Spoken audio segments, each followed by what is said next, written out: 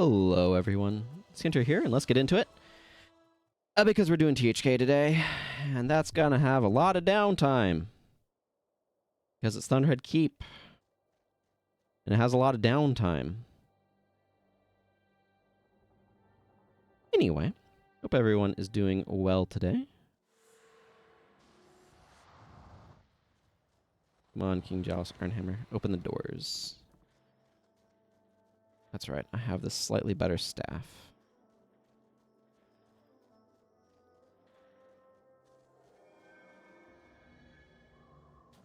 No. Well, some of those are going to get through. Or not. Sometimes we can be successful, and they don't get through. I will take that.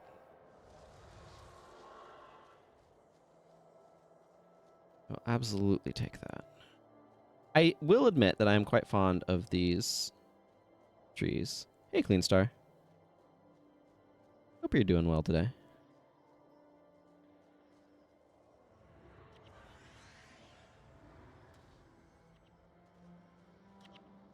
Those guys are actually weak to fire damage. I know it's a novelty.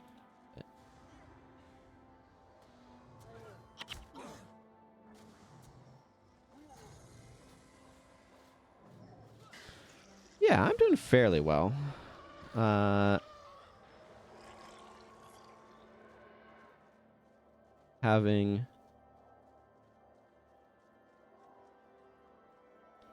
been having a pretty good day. I do have the most recent book from the That Time I Got Reincarnated as a Slime light novel series that I picked up yesterday, and that I'm looking forward to reading. So I'm kind of anticipating being able to do that. But I hit the wrong button and accidentally power spiked somebody who was just standing still.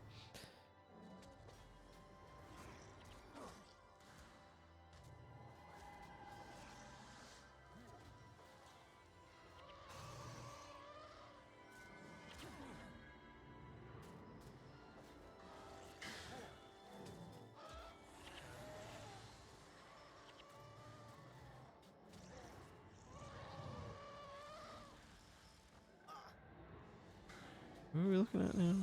Oh, Mesmer Boss, you say? Stopping Ether Feast felt good.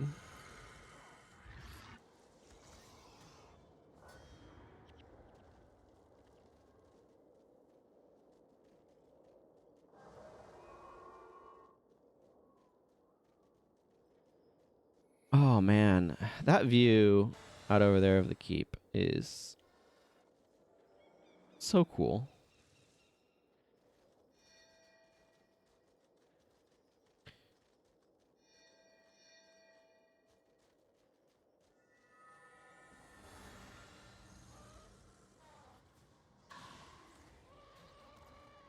Got it. That feels good.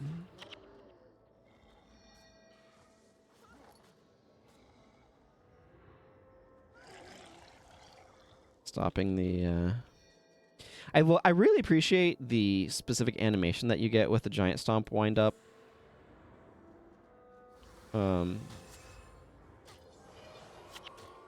Makes it a lot easier to stop it from happening.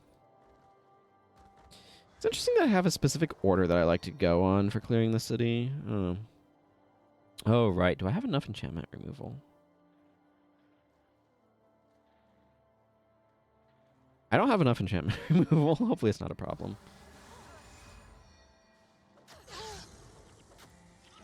I probably should have let it cast Life Attunement, because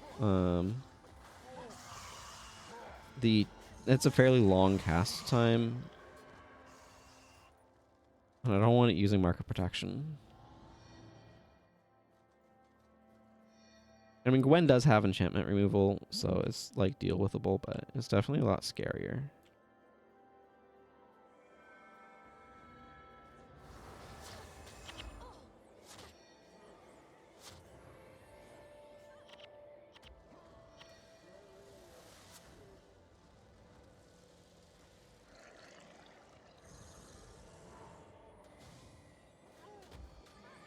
Okay, they're apparently also just not very good about using it. So I accept this ineptitude on my enemy's part. Well, that was an unfortunate disrupting chop. I kind of wanted my E-Surge to be used, not interrupted, but that's how it goes, I guess.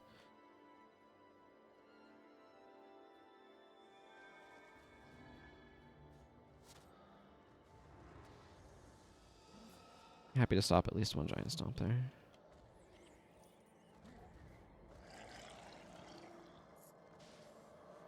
Now, thinking a lot about Magic the Gathering at the moment. I started watching Card Market came out with a video talking about the history of Commander, and I was watching part of that while eating lunch, which I just finished eating lunch. I'm like halfway through the video or something, but it's just making me think about stuff with that.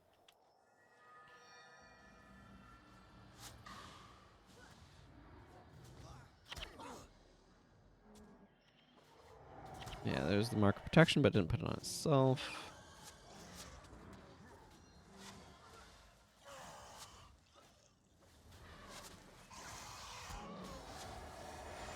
As soon as it stopped moving, I was able to catch up to it and interrupt it. So that worked out well for me. I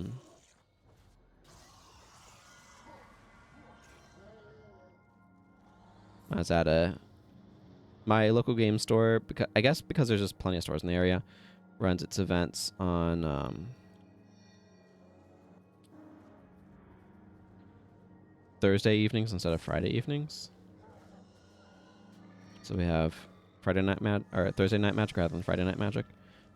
So I was just at that last night, and thinking about Lore and Eclipsed a lot. I'm gonna need to make a thread probably on Blue Sky. Just Lore and Eclipse, I think mechanically plays reasonably well, but it just doesn't feel like we're back at Lorwyn to me at all, or like not much. I shouldn't say it at all. That's an exaggeration, but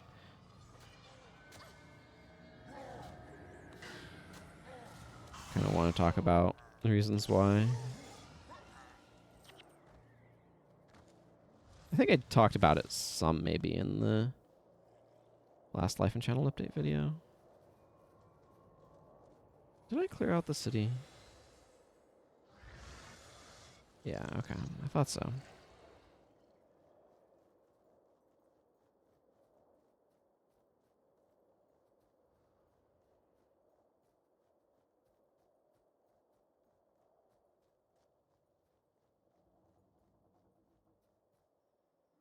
I guess I feel like I've been a little disappointed by some stuff lately, in some regards, and then I'm looking forward to stuff. Oh, life is complicated. Thinking about it is complicated.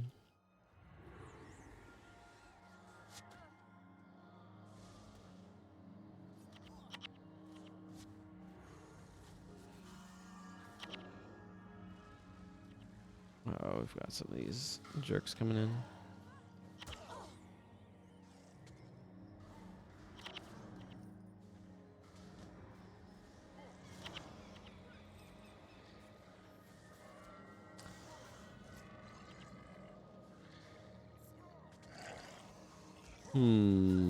Bone fiends, you say?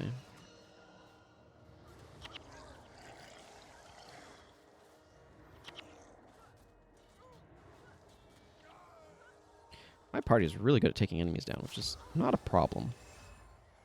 But does make me feel like I'm getting to things slightly too late to be effective.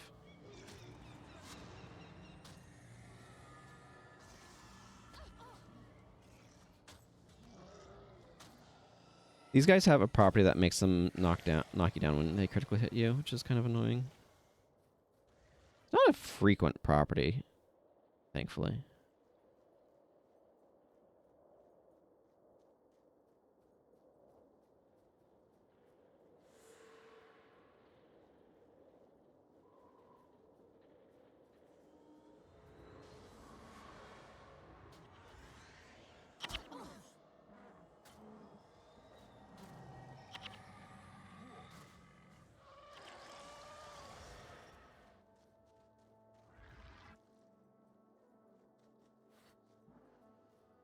Okay, jerk. I know you're gonna try to giant stomp us.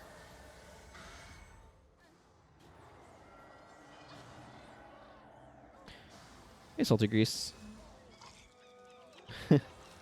Nice. Congratulations on the raise.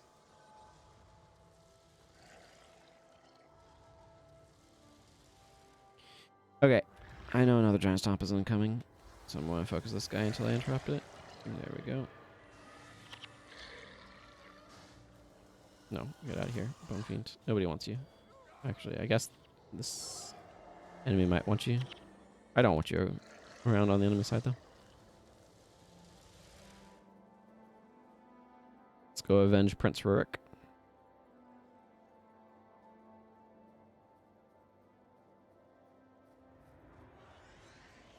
I do feel like I'm glad to be able to start the stream at an earlier time today. It's been later lately, and I know a lot of y'all are in Europe, and the earlier time is probably a little bit easier to start watching it at.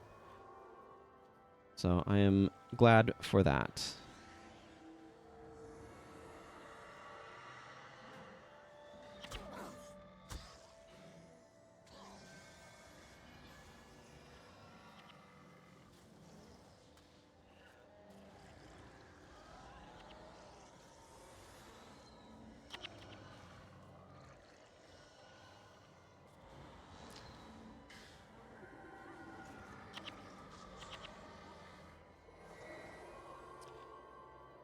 Okay.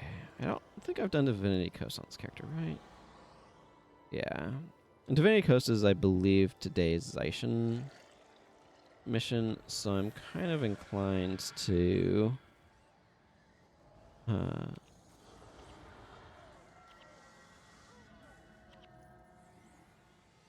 do that one today. I need it in my storybook anyway, so...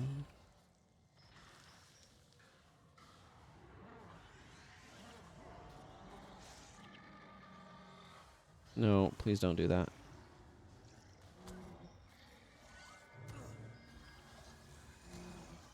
Honestly, I'm not sure what my long-term...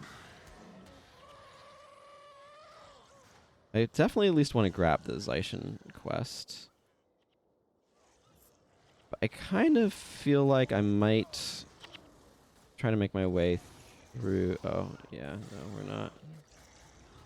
Well, when worked our magic. Saw as soon as the enchantment went away, he collapsed.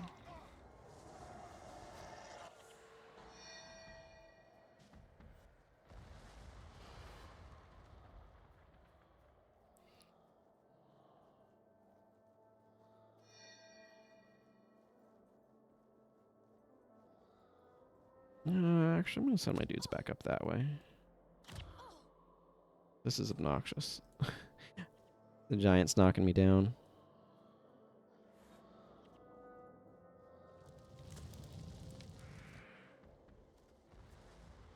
Honestly, like, last time I did this, I basically watched to see how long the Jade summoned by these would last, because they hang around for a really long time. Do I have any Zaishin missions? Oh, I have Thunderhead Keep. Nice. I'll be able to turn that in after I do this then, and then grab the other one. So that works out nicely.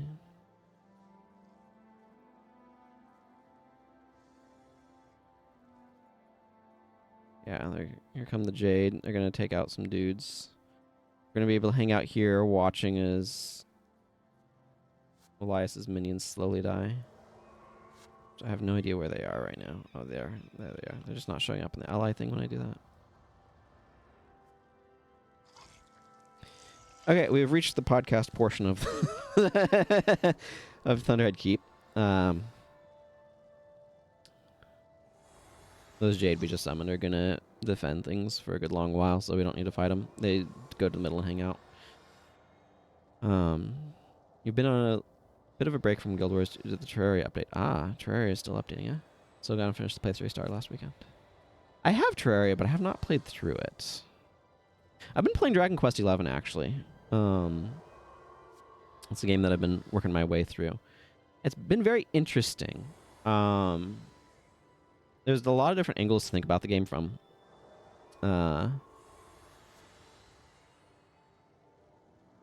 the story has been fine, but I've really been liking the characters.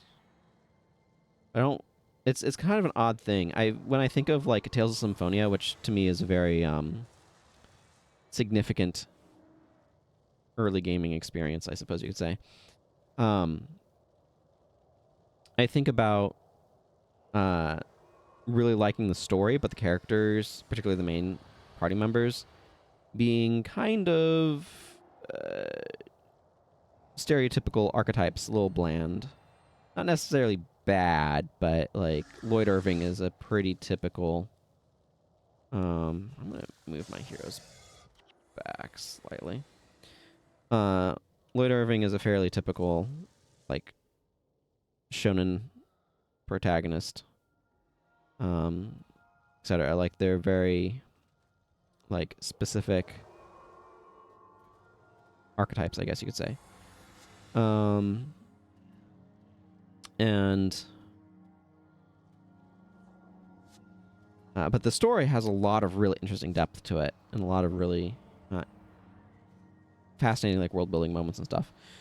And so far, like, the Dragon Quest XI, it's kind of felt like it's the opposite, where like the story is like fine, but it's really MacGuffin chasey, which is not necessarily intrinsically bad. And I don't think that they've done a bad job with it necessarily, but it's the party members have been really interesting, and I've been really enjoying them. I do feel like the combat system is overall kind of just meh. Like, it's fine, it does its job. It has some things that are pretty interesting, but there's a lot of aspects of it where trying to figure out like what's the optimal play against certain enemies and stuff. I don't know. There's something about it where, so like, I haven't played a lot of JRPGs, a lot of turn-based RPGs in particular. Most of my experience with turn-based combat has been Pokemon, and Pokemon combat is really strategic. Like, obviously, the balancing of the main playthrough is, shall we say, geared towards 10-year-olds or younger. So it's not exactly a difficult series from that standpoint, and it's not meant to be. But what's really interesting to me, or like what makes Pokemon really interesting, is because the strategy is so direct, but requires you to make choices. And I think it's because some of the strategicness of, because like effects in Pokemon tend to be very powerful, tend to be very swingy, and so the value of various strategic options that you have in a game like Dragon Quest XI is more obscured. And I think that aspect of it makes it harder to know how to employ good strategy.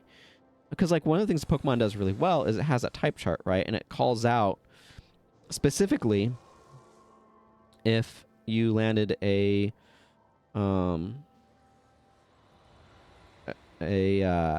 super effective move or a not very effective move, right? So you can kind of learn the type chart and stuff that way as well. So like that's such a big angle of it, that, and because you can only have one mana at a time, you have to make your choices that way. And there's definitely like strategy and subtlety and things like that to Dragon Quest XI, but like, for example, what type of damage is the best? Well, I don't know. Right, that's a bit more obscured. When you would want to use what type or whatever.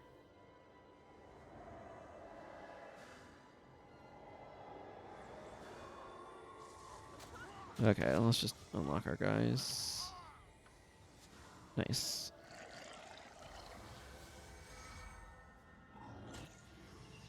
So it just makes it a little bit harder to identify. I guess we're out of the AFK portion of the thing, and we're now to the mostly AFK portion. But it makes it a little bit harder to know how to effectively employ, like, when should I be using a fire spell versus a normal slash or things like that. And the other thing too about Pokemon, and something that Pokemon has in common with Guild Wars that I really like about both games, Guild Wars 1 specifically, not Guild Wars 2. Guild Wars 2 threw this out the window, and I think that was their own decision. But Guild Wars 1 and the Pokemon games, your opponents have the exact same game pieces you do. And that's something Guild Wars 1, obviously, like I said, has as well. And that's such a, like, it makes it so much easier to learn what things are because you can handle them yourself. You know what sort of stat loadouts, I don't know, a Pikachu has or whatever. Like, you're able to understand those pieces from both sides of the play experience. And because of that, I think it's a lot easier to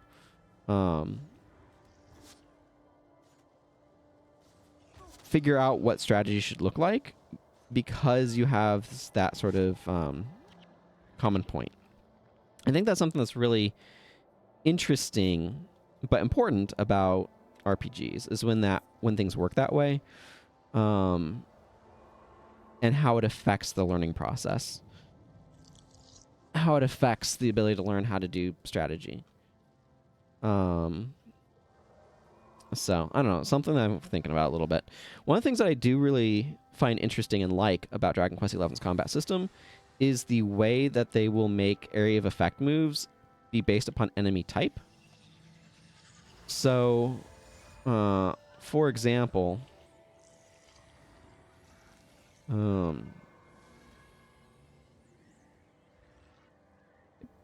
back here, you.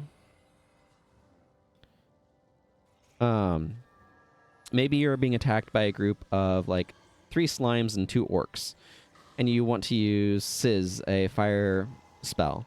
It's only going to affect...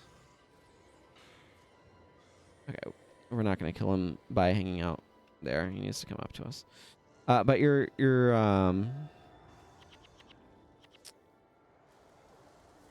only going to be able to hit like all of the slimes or all of the orcs.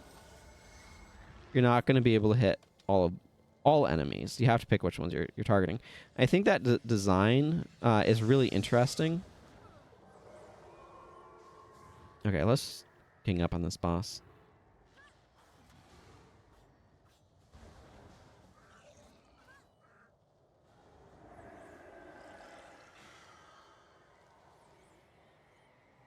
I am flubbing my interrupts like mad.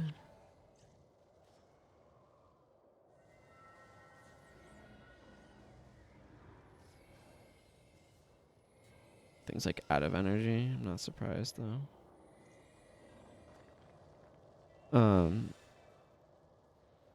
So I think that sort of thing is really interesting because it provides some strategic choices with area of effect moves, which normally if they're hitting all enemies, it tends to be like, okay, you just use this by default because it gets through the fight faster. And there is like some spells that are like that, but I don't know. It's really difficult.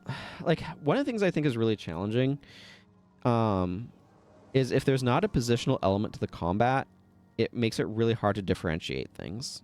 And that's something that I think Dragon Quest XI suffers from. It's something that I've struggled with when trying to make RPG Maker games. Because it's hard to make a system that feels like you have interesting strategic choice when you don't have positional elements, because it dramatically reduces the number of levers you have to work with. Because like if you have positional elements, you can have area of effect sizes that are based upon proximity.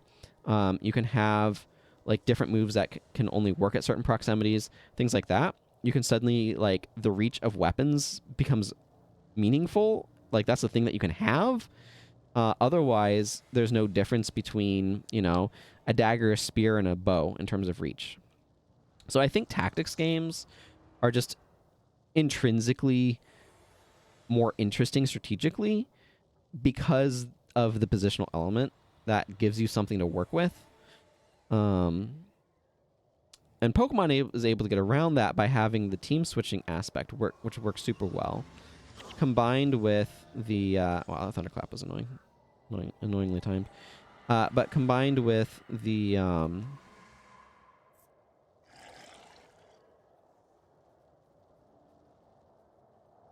type stuff where you have strategic reasons why you want to switch, limited move sets requiring you to swap between Pokemon to be able to get specific moves potentially and things like that. There's a lot more strategicness because there is positional elements in Pokemon, and it's whether or not you're in the active position or the benched position. And that actually has a huge impact. Even though there's no other positional elements, that sort of meta positional concept has just an enormous impact on how the game plays, and in a way that I think makes things a lot more interesting. So, I don't know. Some random thoughts about some of that stuff. Obviously, we have positional elements in Guild Wars 1.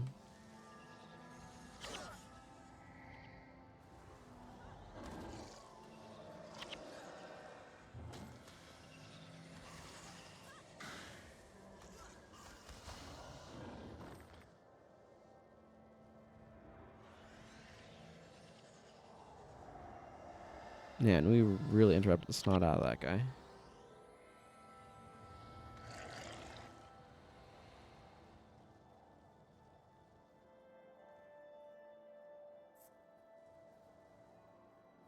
I want to play through some of the Living World seasons again in Guild Wars 2. Hmm.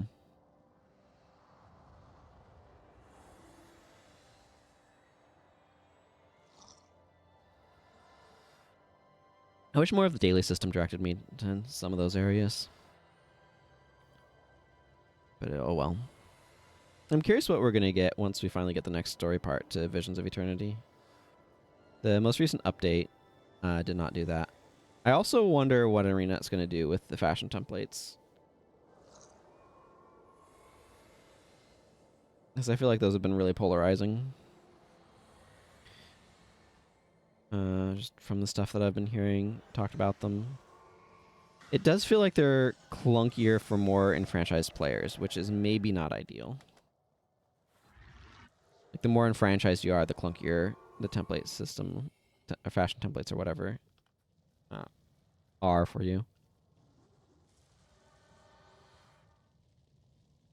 Also, it sounds like a lot of people have been getting stuck trying to figure out how to turn off outfits or how to use outfits now. It's definitely not a straight upgrade like one might have hoped it would be.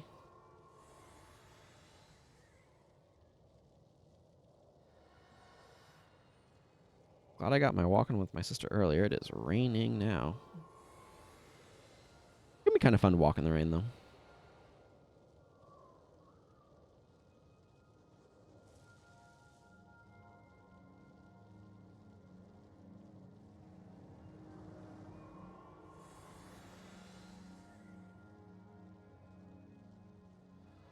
Might want to change Elias up a little bit. Minions are just not going to be great soon. Why did I mistrust that guy?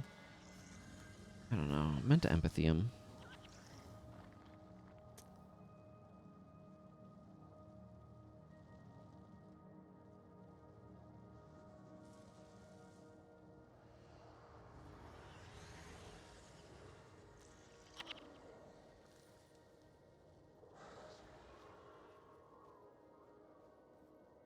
Curious to see what next things 2 weeks comes out with.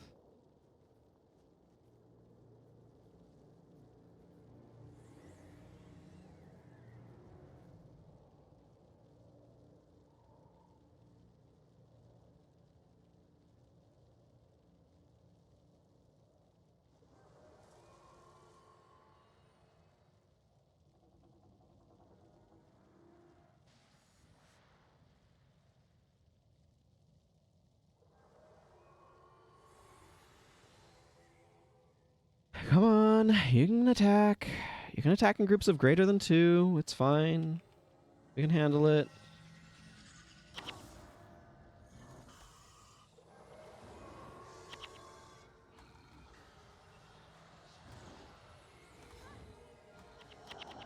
I don't know if we were just terrible at this back in the day or if they really did make this, like, substantially easier. My goodness, back in the day, this used to be so hard. Like, it was so difficult to get to the Ring of Fire Islands.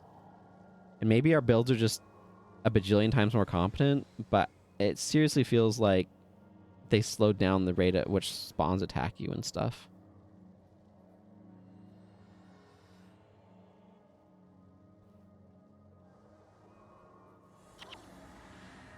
Power leak. How about you enjoy an energy surge?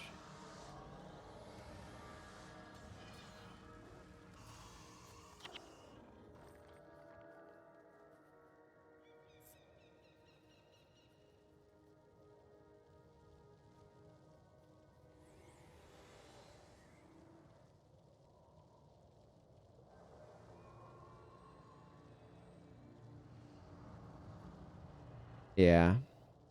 Because I remember, like, back in the day, I mean, one of the big things I remember is coming here as a warrior and not being able to find a party at all. And then as soon as you step foot in the outpost as a monk, you had, like, 15 people trying to invite you into their party. I remember that from back in the day. It was just like...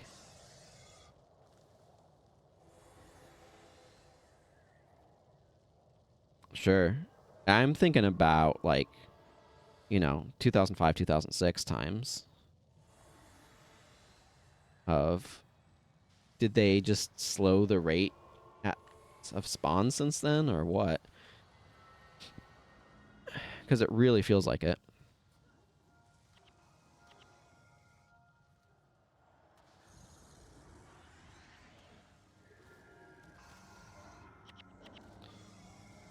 But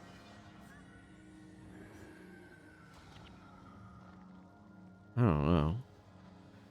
It's like, I just remember it being a frantic, difficult mission back in the day, and now it's so tedious.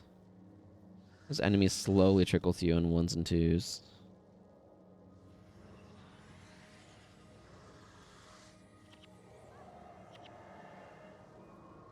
And maybe it's more competent builds, but I don't know. I don't feel like it can just be like builds. It feels like it has to be like some other change, because I just can't believe that our builds were that atrocious that would make that big of a difference. Definitely a difference, but I don't feel like I'm at all in any danger of being overwhelmed. And I feel like it was frequent to get overwhelmed back in the day, so I'm not sure what's up.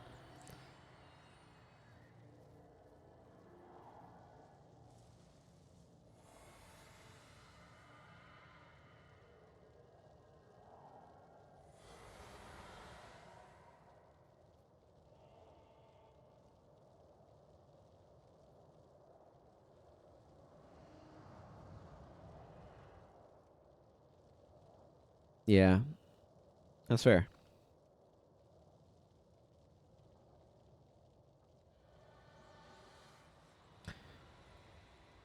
I mean, when I started, factions didn't even exist. I still remember that period of time between the factions preview weekend and factions actually coming out, which was not like a huge period of time, but I remember just how much I was looking forward to actually being able to play factions and how painful having to wait to be able to play it was. But I also remember alliance battles from back in those days, and I liked them a lot better before they changed them the way that they are now. It was like, I liked alliance battles during the brief window during the preview time, and didn't like them at release. Very, very specific time. Although one of the things that was really cool about alliance battles was because people were doing things in different spots. You could see like signs of people doing stuff in the distance. Yeah, it also had a very weak Necro build. Yeah. Oh, that looks like Confessor Dorian's group has finally spawned in. Excellent. How long has it been? 34 minutes. Half of it, at least. Maybe more. Probably more. Feels like it's been standing around waiting for these groups.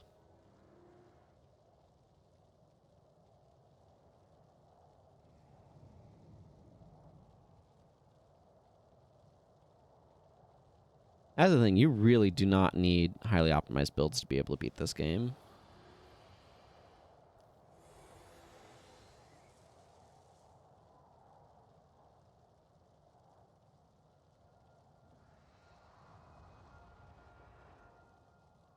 Okay. Very odd to me that Confessor Dorian is not a boss enemy. He's just some guy.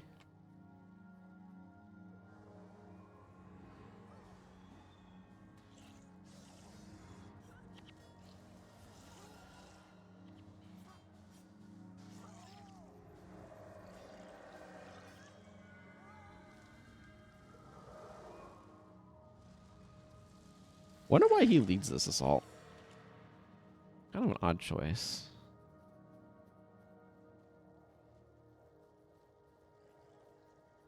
Also, it's very weird that they are now like, oh, you have to talk to King Giles Ironhammer to finish this mission, and if you want, you can go wander and explore and cartography out those distances all you want, which I don't, but you can.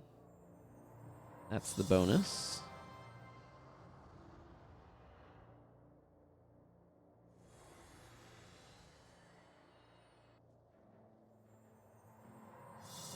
I guess they're working on their outward expansion.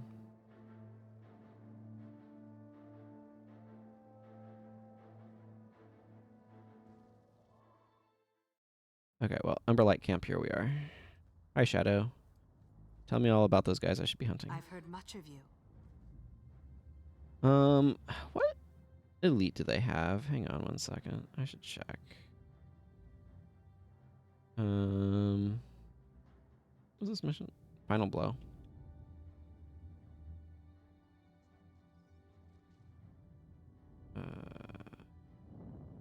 Yeah.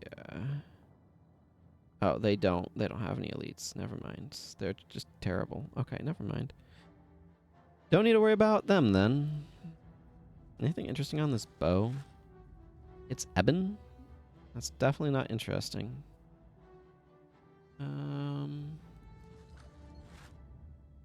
Vitae might be worth something. That's one that like oscillates in value a lot.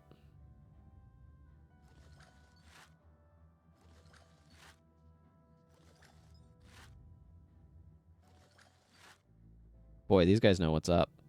Improved sale value? Heck yeah.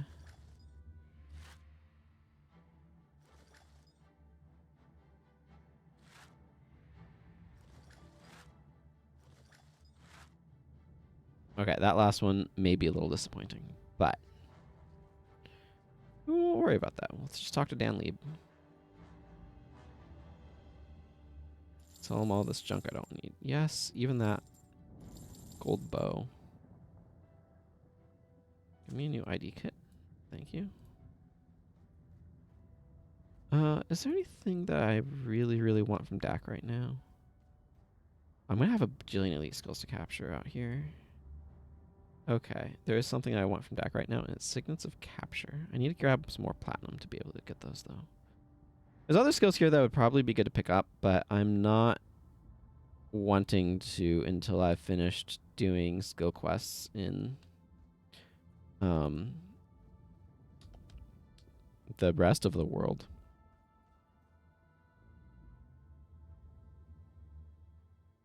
Okay, so I just need to... Let's just withdraw, like...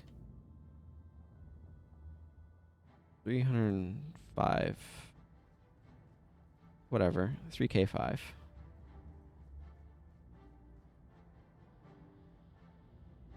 Okay, give...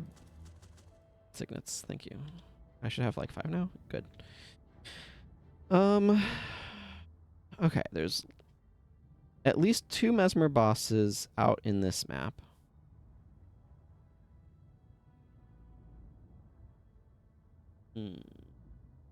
No, I think I'm going to want Chaos Storm. I'll drop a Natural Signet. Feels a little wonky, though.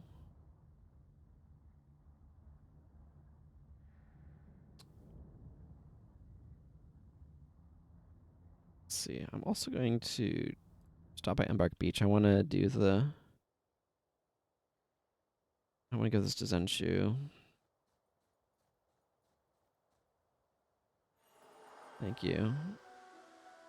It's free goods. Might as well. What's the bounty today? Plague of Destruction. Raven's Point mission. I mean, I'll grab that. There's gonna be a little bit before I do Raven's Point. Almost certainly.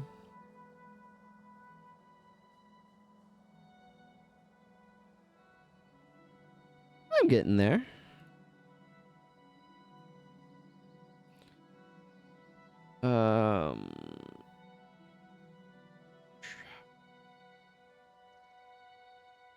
Okay, I'm just gonna do like this weird pass through, like 3 loading zones because loading is so fast in this game.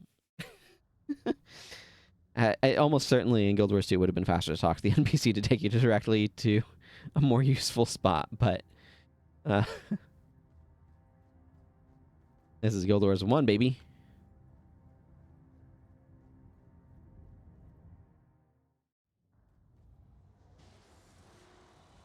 Okay. There should be a boss. Actually, I should check. Perdition Rock. Power Block is out here on Lys's Cursed and Signet of Midnight. And Echo. So there are 3 out here.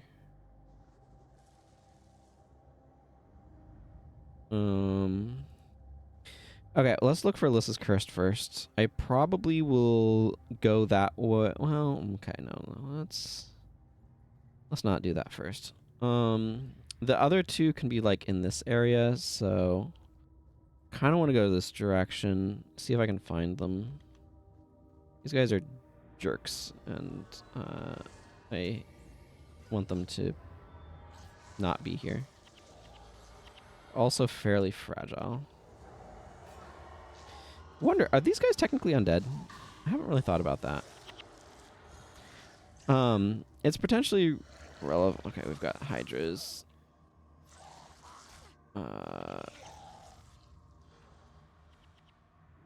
Yeah, I would actually quite like Phoenix on... I should make more of an effort to get Phoenix. I could probably actually go get it. Yeah, I just interrupted fire attunement. I know that makes me a monster. Don't worry about it.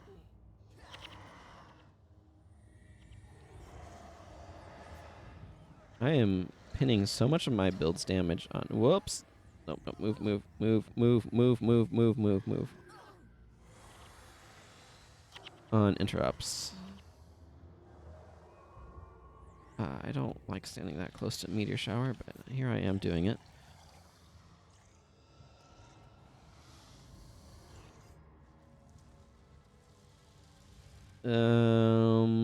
See, there's some Mago Hydras over there.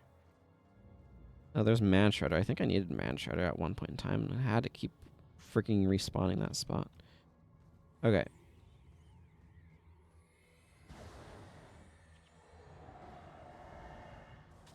Signets would be good for fighting this Ether Seal.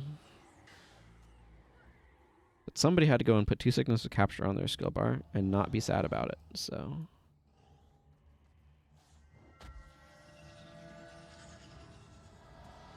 Wow, okay, that person had no energy. By person, I meant Jade Construct, which I'm not sure should qualify as a person. In the same way that I don't think a robot qualifies as a person.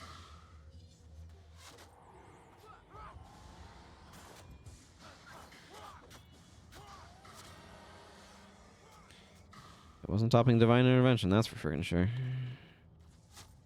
Not the cast time that low. I will absolutely take this knight's armor, since he so kindly dropped it on the ground for me.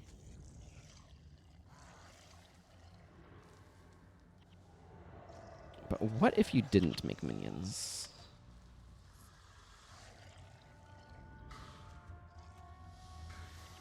One of these phantoms is the Signet of Midnight. Purveyor. Go with Purveyor. That's so many phantoms, and not one of them is the named boss. I might have just gotten bad spawns here. It's okay. That's Perdition Rock in a nutshell. I might have just gotten bad spawns here. It sums this map up exactly. Oh, that's so many phantoms. Our enchantments will not survive. Hopefully we will.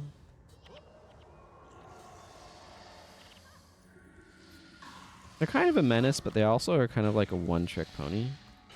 The trick being Signet of Midnight. If you kind of overcome that by having a lot of spell damage, they're mostly not actually a big threat.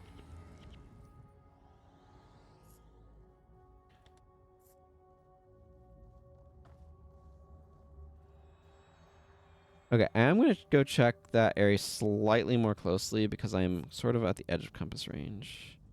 But it looks like I just got a really bad Igneous Etten spawn, so that's certainly underwhelming.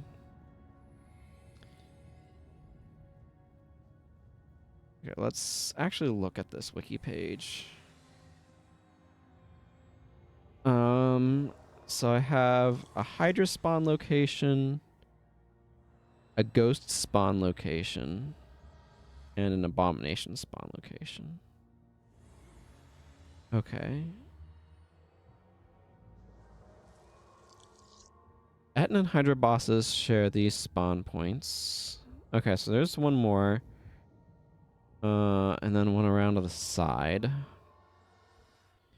I don't need a Drake boss, thankfully. The Abominations and Ghosts share those spawn points.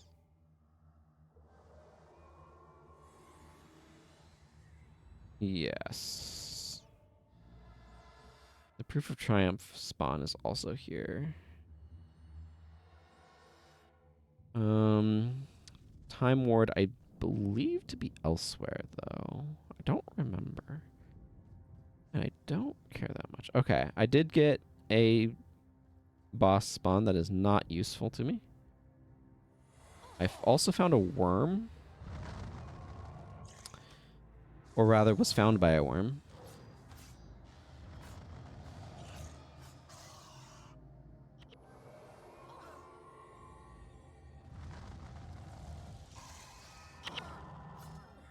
I really wanted that to finish, you jerks. But oh well. So be it.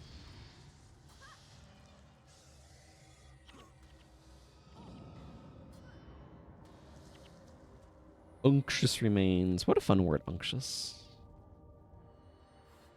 That's a word that, like, feels like what it means. You know? Some words just have that quality. Unctuous.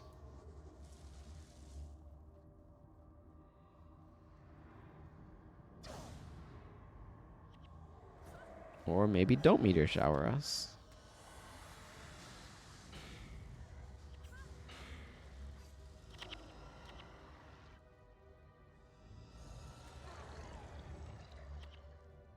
Okay, we're just gonna like finish this primary quest. I'm just gonna be down a bunch of skills in the process because I'm... Okay. Your power spikes are weak and pathetic, but your migraines are effective.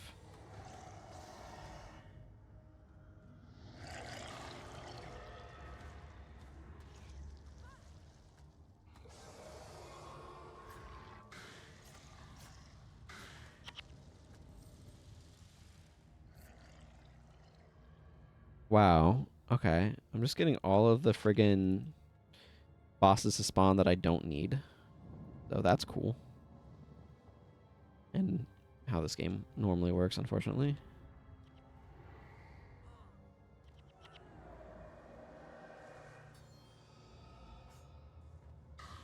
Why did that... Oh, must have this priest shielding hands in her.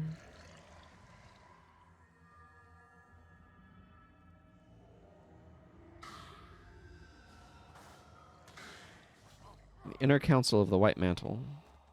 Easy to forget that these guys are actually supposed to be pretty significant. Because they are pretty pathetic enemies at the very end of a thing, but Cuthbert, Argyle, and Bolivar are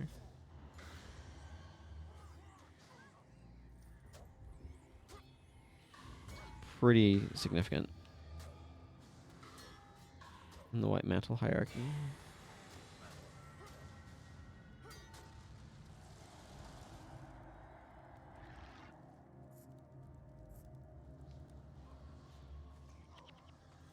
Yeah, there goes him.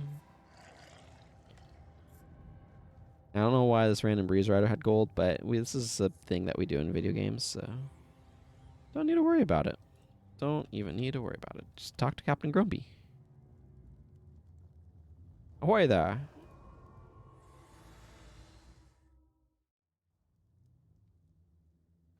Okay. There's Nyeki Cash, or Jake King, as he's known for those who have a mirror.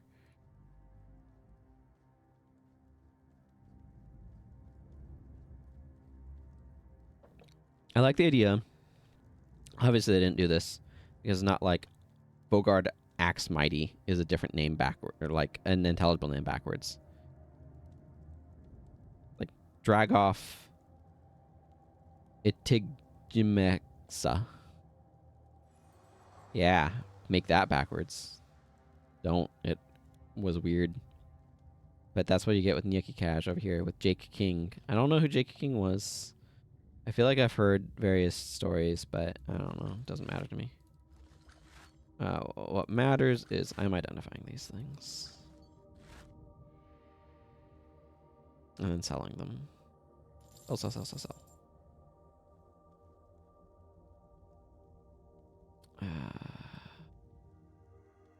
There we go. Max out my sickness of capture, and then go back here to go hunting.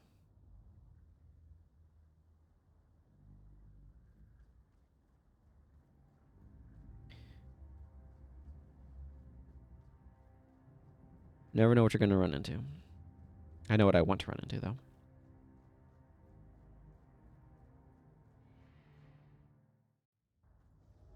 Okay, let's just start by going this way. Looking for anything I can find. Oh my goodness, I feel like I don't have any skill bar to work with because I made it all entirely sickness of capture. What happened to all my energy, though? Did I just spend it all on Fire Frustrations? That doesn't seem reasonable.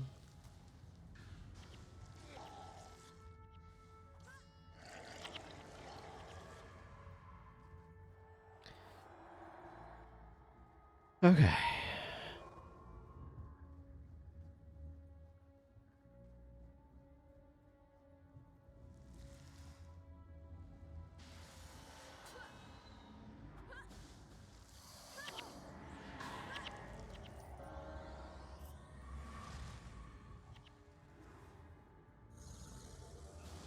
I want to watch this one because this one already spent its meteor shower and it has a 60-second recharge. Okay. I don't know if that's the Amity boss. Bravo Subsidio, I think, is the Amity boss. No, it might not be. You know what? That's why we go actually look.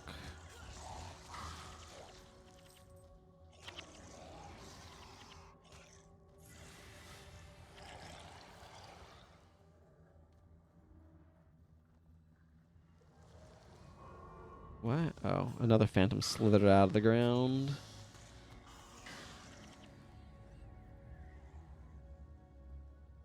Yeah, it is the Amity boss. Which is not what I would consider a great skill, but...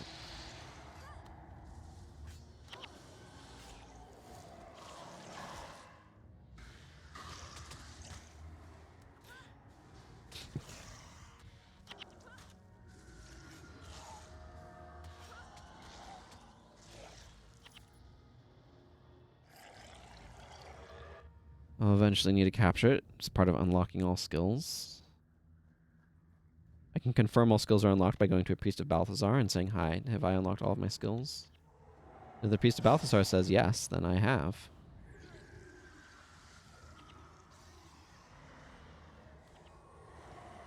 If the Priest of Balthazar says I haven't, then I haven't. That's also the corollary to that.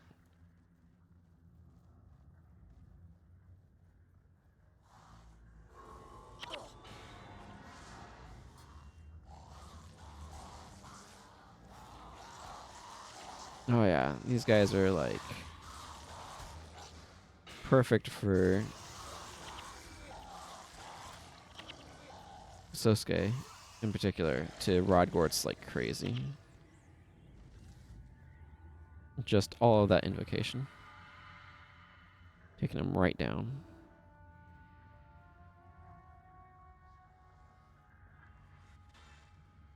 Okay, there's Melandri's Cursed, some random nonsense I don't care about.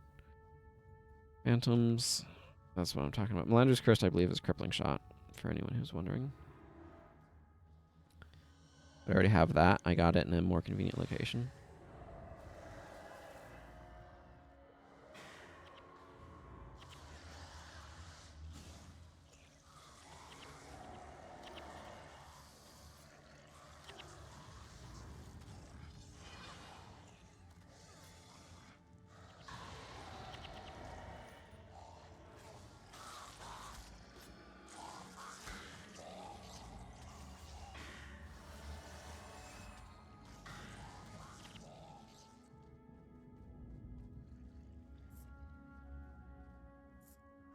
I could technically use Glyph of Renewal on this character.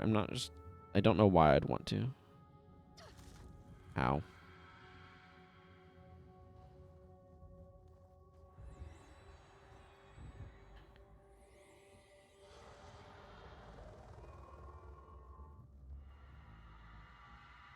Yeah, I want to keep searching around here.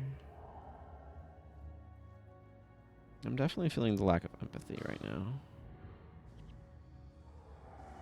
He said pointedly, looking at American politics.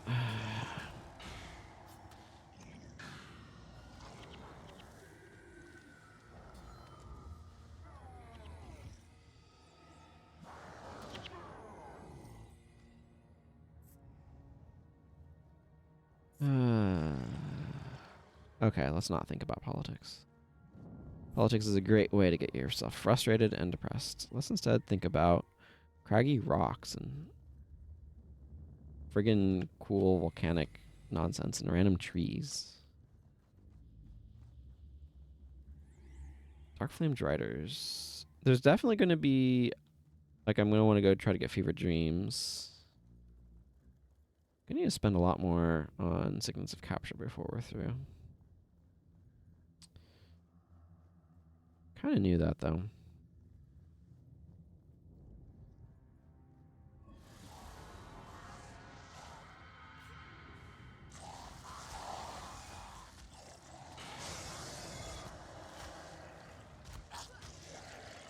Got that guy before he could taste of death.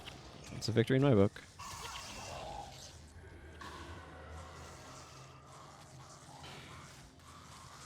Are we aggroing guys off to our left there? The answer is yes, as it turns out, which is not really what I wanted the answer to be.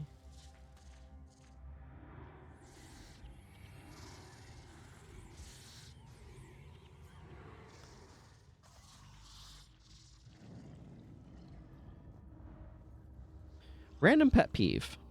Saying that something is a fraction of something else. To mean a small portion of. A fraction is literally like... It's a number over a number. And it can be any numbers. A fraction can be 1 as it can be written in a fractional form as any number over itself.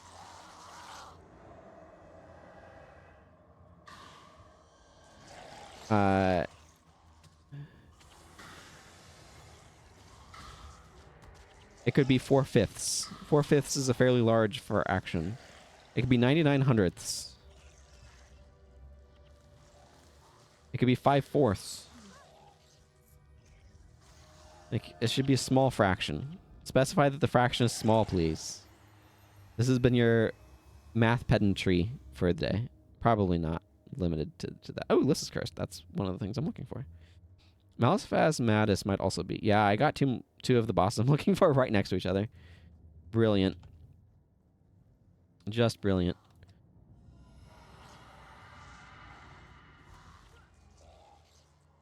Diversion. Spicy. You can power block me and I would not do doing bumpkus.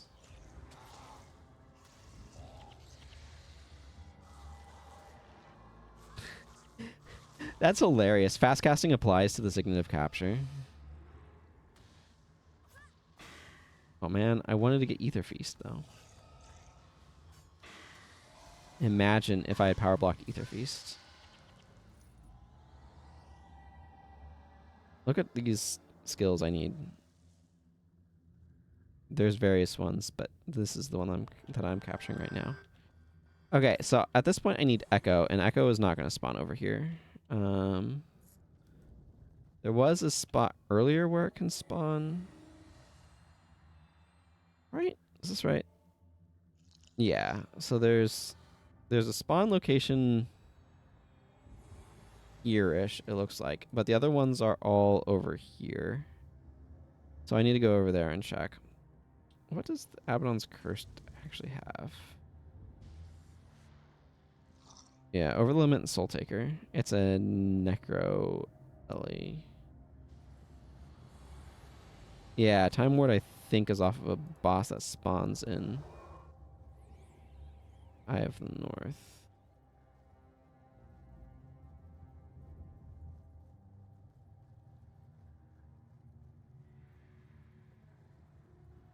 What a brutal spell Power Block is. I don't use it that often, but it is...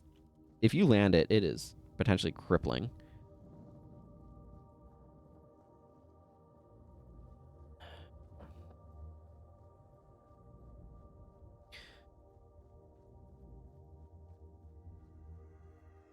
I kind of want the 4 Elite bar.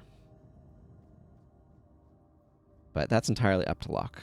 Also, it's not going to be a very good bar. I can Echo Energy Surge. Actually, that's not bad. Echoing Energy Surge is pretty good. Power Block is also, like I said, actually a fairly strong skill. Where did these guys come from? No. This thing's probably going to have to wand me for a little bit.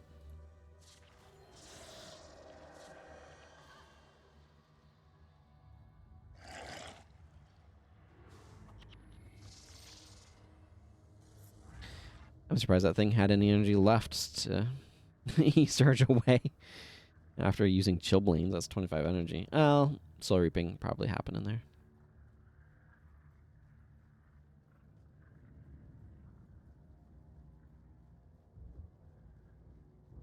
Interesting, though, I don't tend to use Power Block because why would I Power Block when I can Panic or Energy Surge? It's like the Elite slot is really tough because you only get one Elite and it has, like, so you're going to generally pick, like, the single strongest ones, like Energy Surge, Panic, and Aptitude. And it makes it hard for sort of the middle tier of elites or weaker elites or whatever to see use. Like, why would you use Crippling Anguish when you can use an Aptitude? Right? Shared Burden might be at a spot where it's like actually pretty reasonable to use at this point, but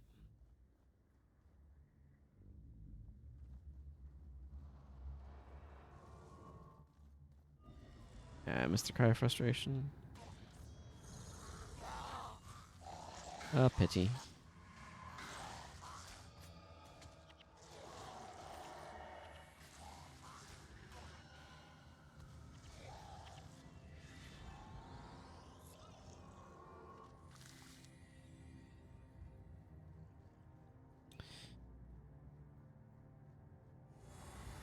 Okay, let's see if we can get lucky on... not these jerks.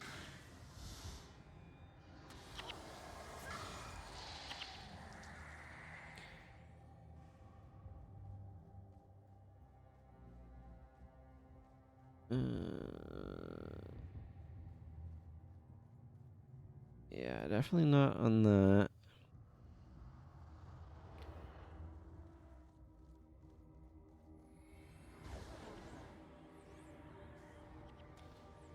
I wanted to power block it because it would have been cool, but no. Oh well.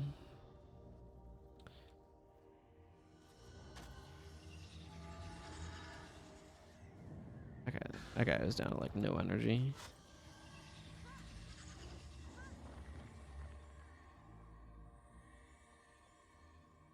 A lot of phantoms.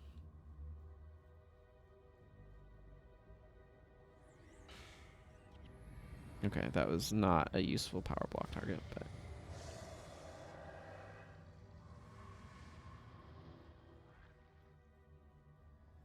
Igneous, Ettins, Hydro, Mangas, Mangas, Maga Hydros, Hydros, whatever. Doesn't look like the boss that I want is over there.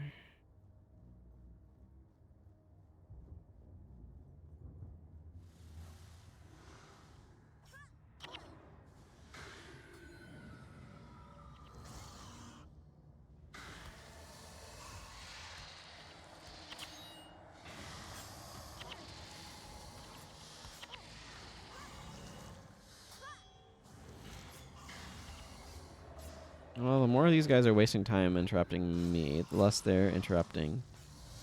Actually, there's just so many of them.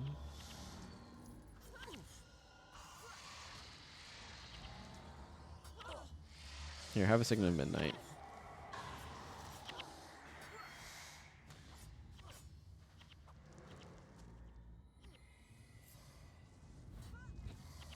We're dying to Phantom over aggro, which is honestly a very real issue in this area. Like, do you see how many of these guys there are? It's absurd. They're fragile, but, like, they can stack up some damage.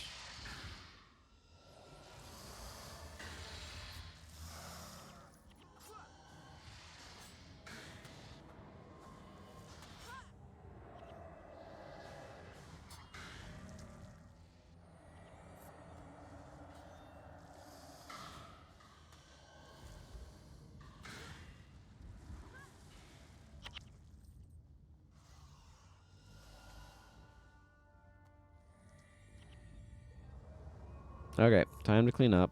I left a bunch of stuff all over the ground, also known as loot. I'm going to grab it.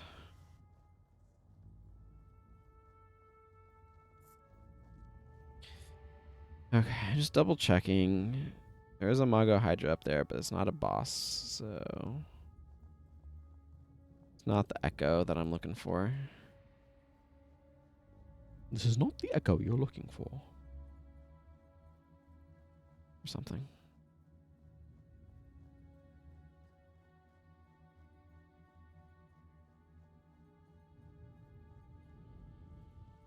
Okay, and that's the Glyph of Renewal boss, which is neat, I guess, but also not what I'm looking for. Okay, let's go reclaim my bar, or parts of it,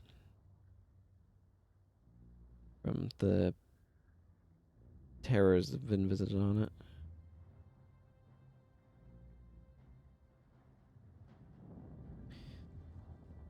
And see if we can't locate a certain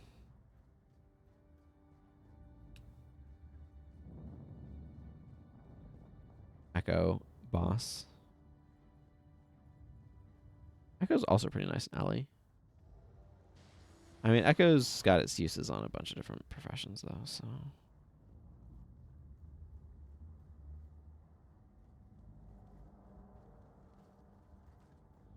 It was basically good in any situation where it's like, but what if I had this skill on my bar twice?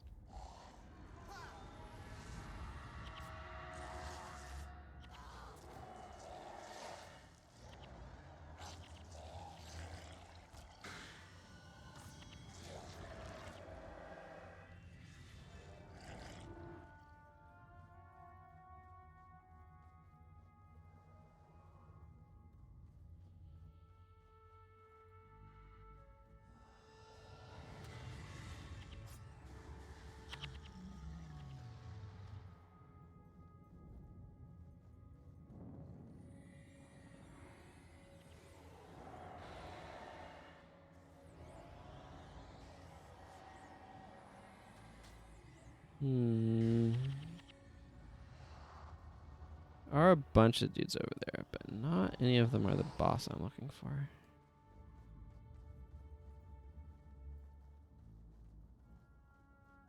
Rule Browbeater is a boss, but not the one I need. It's the Shielding Hands boss, so it's not over there.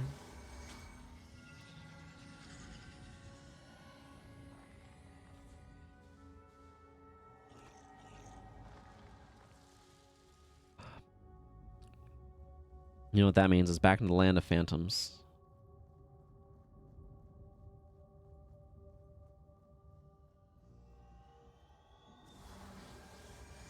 I'm just going to push through them just to double check up here.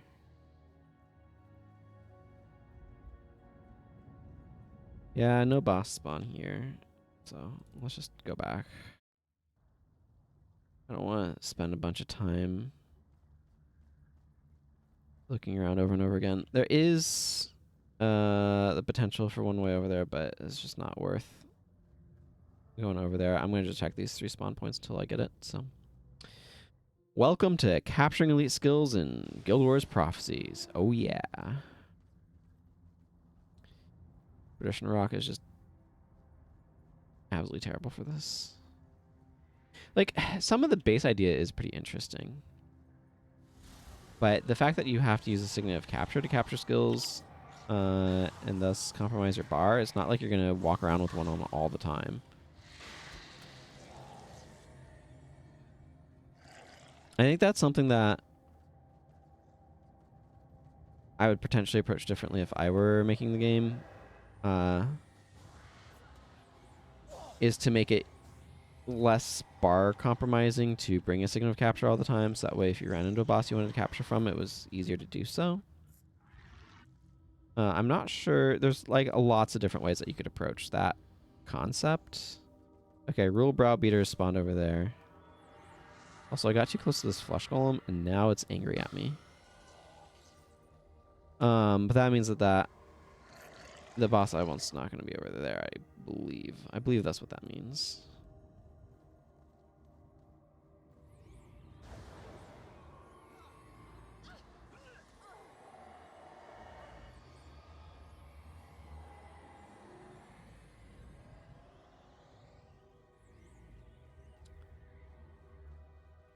Let's just go ahead and kill these jade bows, I guess. Wow, that guy burnt all of his energy. Obviously the right move, but just taking him down because it's their chance. Okay, is Null Claw Tuthon. Okay, that is the Glyph of Renewal boss, which Glyph of Renewal is actually very similar to Echo. I think Echo is generally a little bit better if you either have a skill with like a fairly shortish recharge that you want to be able to spam even more, or like a skill with...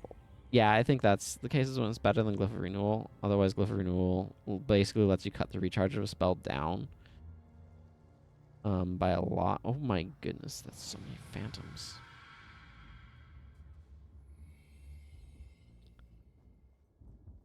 Okay, well, I don't see the boss I want there. So, hey, Dead on Stick.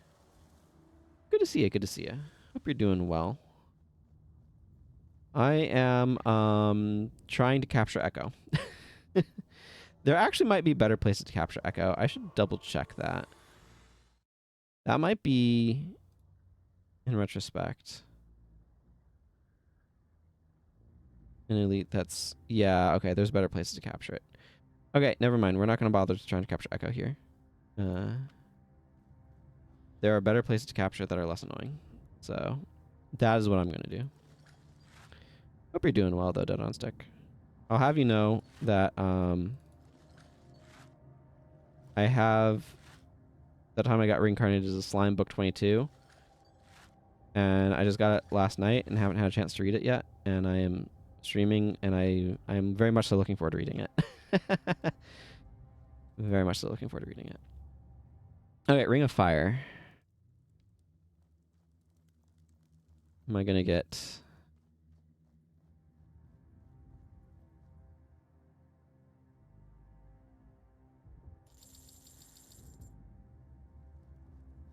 Am I going to get the migraine boss in a convenient location?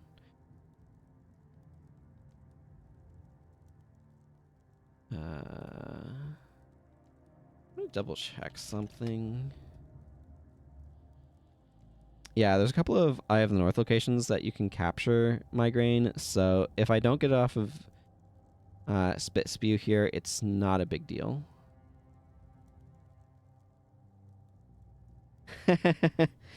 I mean, there's definitely things that I could say about it, but I'm just really looking forward to seeing where the story continues to go.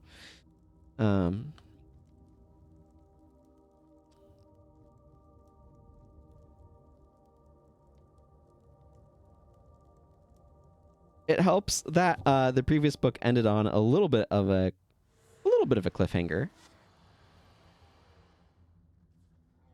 in the sense of like setting up something that I'm like, but where does it go now? That I'm really looking forward to getting to find out.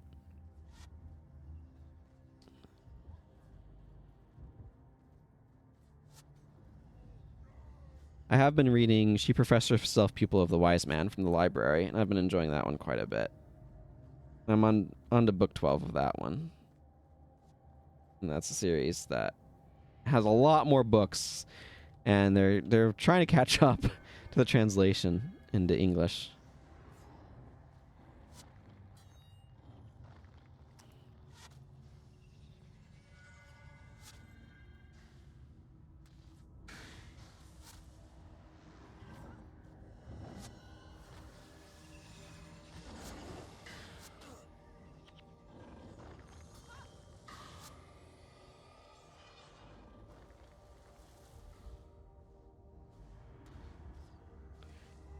But book 16, which I think they're up to like book 22 or 23 or something in Japanese, but like they're working toward book 16 of it for the English translation is coming out in May.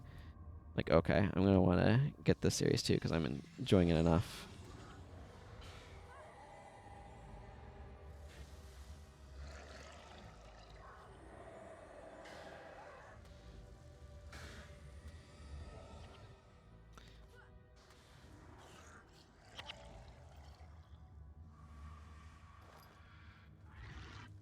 What did I get? I got Virtuoso's Attunement. Probably not worth anything, but worth checking just in case, because you never know on that sort of stuff. Sometimes things are just randomly valuable. How have you been, Dead on Stick? Been doing well? I know you've been doing a lot of trips, it sounds like, for work.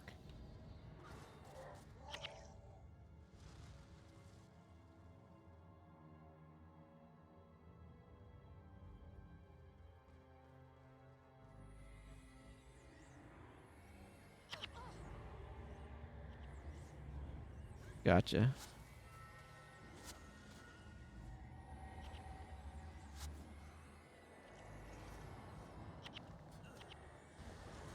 Oh, neat. New hardcore nerd game. Operating a nuclear reactor. Do they, I don't know if you've watched, Smarter Every Day has been kind of slowly doing a deep dive series on a nuclear power and has a bit inside a facility where they're changing out nuclear fuel rods.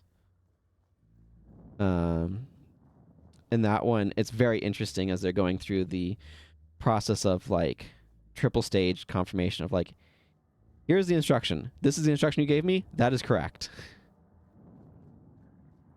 And it's very interesting, like just the whole process of everything that goes into making sure it's safe and stuff. So it's a really interesting YouTube, specific YouTube video, but in an overarching series, looking at nuclear power.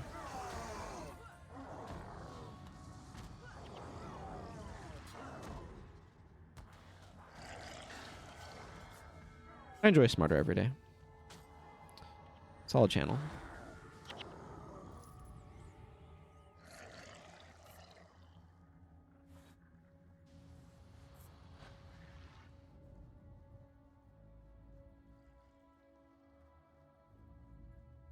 So how is operating a nuclear reactor in a video game form gone? Volg Painbrain. Spike trap boss.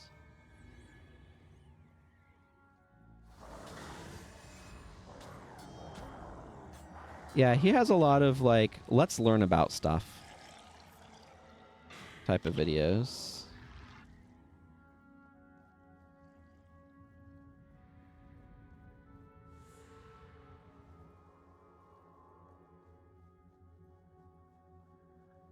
Mm-hmm. Sure.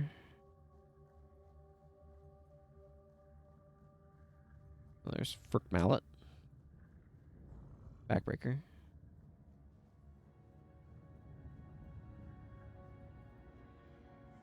Turns out most of the effort is in the much more mundane balancing of steam, water, in outflow. Yeah, I can imagine, actually. One of the things that was really interesting about that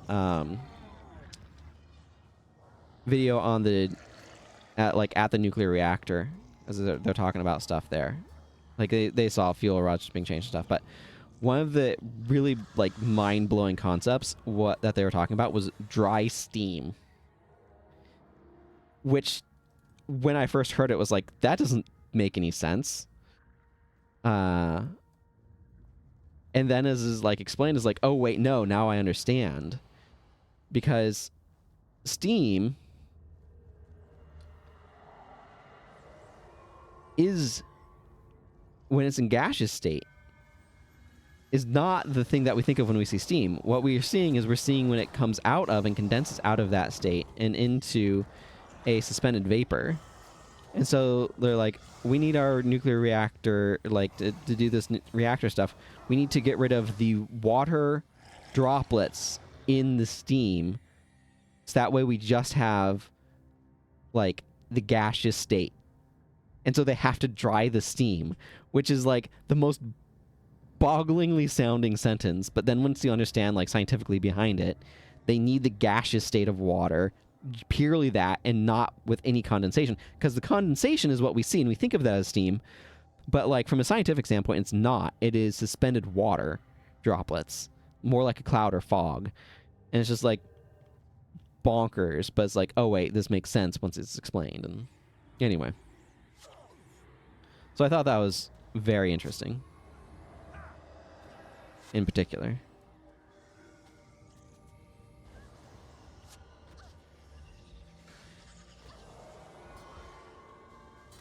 Okay, we got rid of the tower. Mm-hmm. It is fascinating.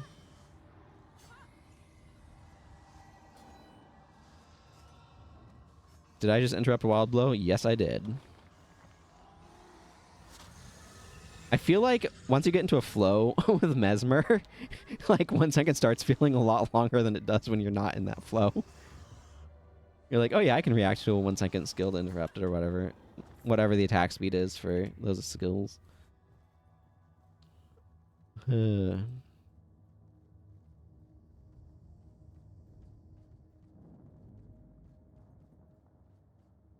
Sure.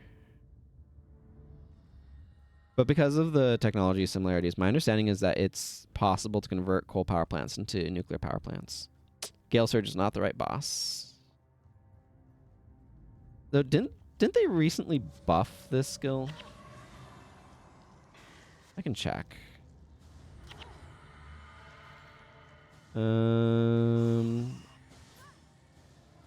Yeah. No, they didn't, but they talked about doing so. Oh, this isn't even that one. This is the monk one. Shield of Deflection. Derp derp. Yeah, Grand Gale Surge. I'm thinking of... I don't even remember the names of these bosses, but whatever.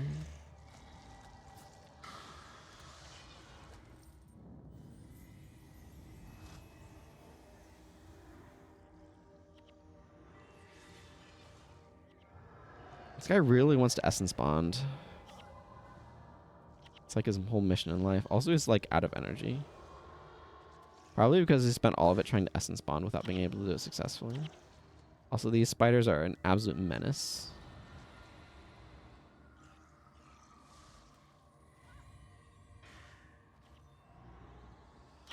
Why am I still using an MM? guess it's still fine, but like I should wait for our energy pools to recover slightly. Okay, maybe that's just my energy pool.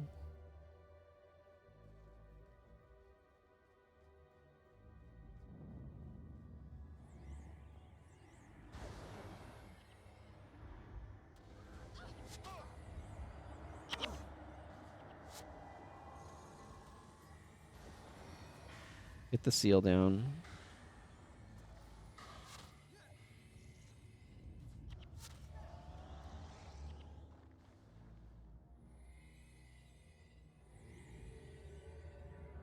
This is a great spot for rangers. Grab a long or flat bow, sit up on the hill, and just pluck away at it.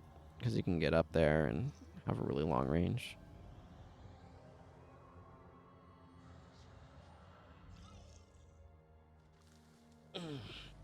Gotta stretch a little bit. Okay.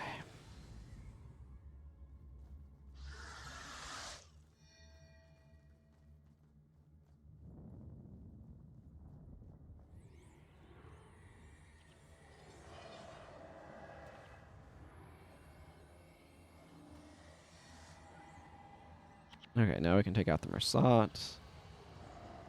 They're menacing us. Ow. I felt that thunderclap. I know that was the point, but you know.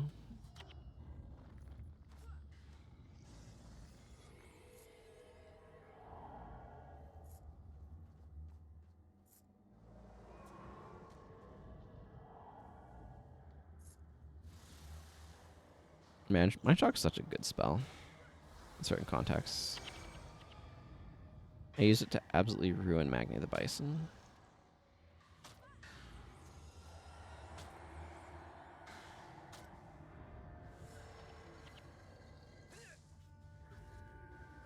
Goventina the Matron, you say?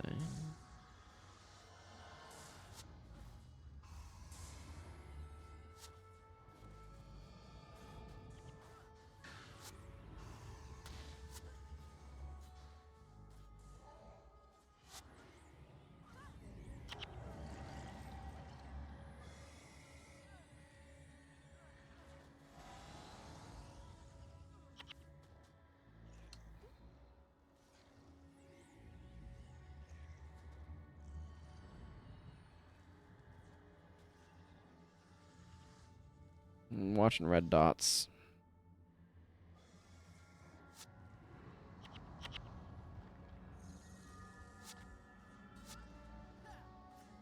Senmai's gonna do Bumpkus over there.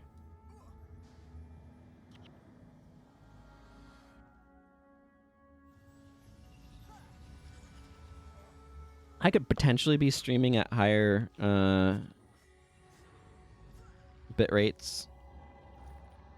I'll admit I don't feel like I'm the biggest expert when it comes to encoding options. Hmm.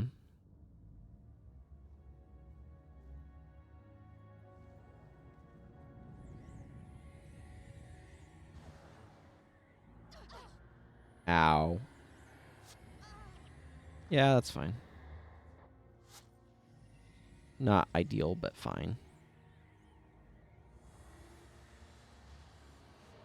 I'm gonna disable these resurrection skills for the moment. I don't want them trying to resurrect me in the middle of killing that thing.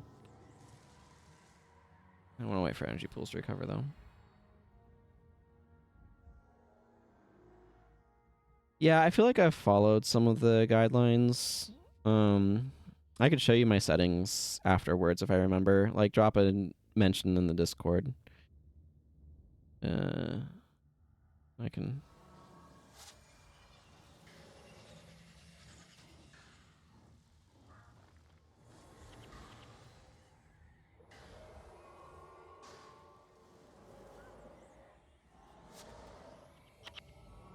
But...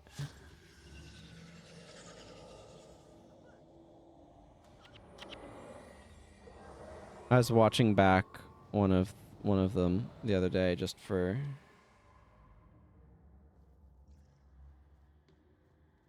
Okay.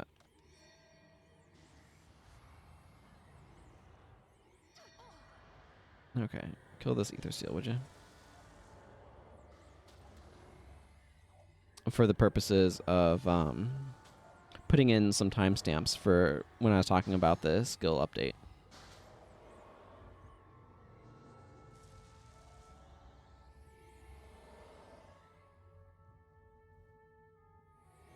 And I'll let these energy pools recover. And it is definitely like, I kind of wish this, because I just export the VOD straight from Twitch, and I was like, I kind of wish these looked a little bit better.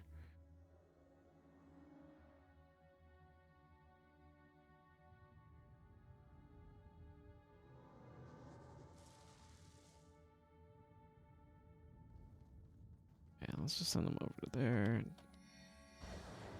Target the ether seal. Not ideal, because ideally they wouldn't have to run to that location before they started attacking the thing, but...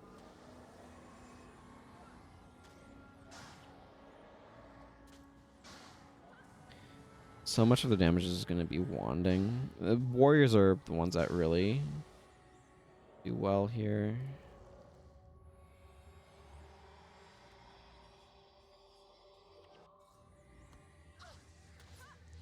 Ow. Okay, I don't need to don't want to stand next to this jerk.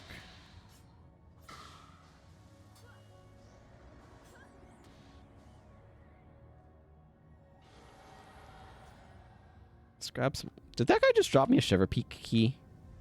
He did. That's hilarious.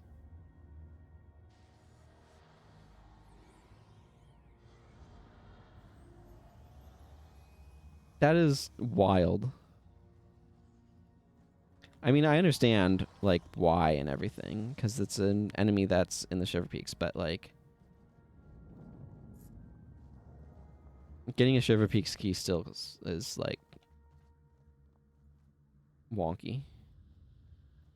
I don't have an alternate headpiece yet, so... A little bit of a waste in some regards, but not a huge deal. There'll be other chances to get infused again if I want.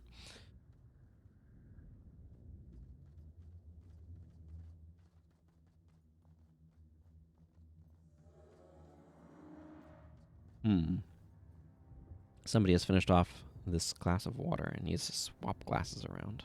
Let's take it to a straightaway. It's a good spot.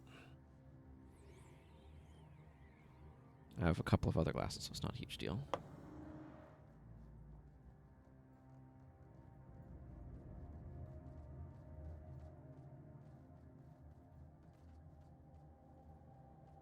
Just lugging monster guts from one end of the map to the other, it feels like. Should be able to go capture Fever Dreams in the next map.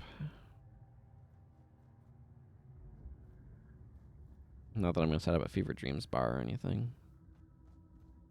Wouldn't be absolutely terrible with this team comp. I've got Burning, and then this is Cracked Armor and Weakness, so...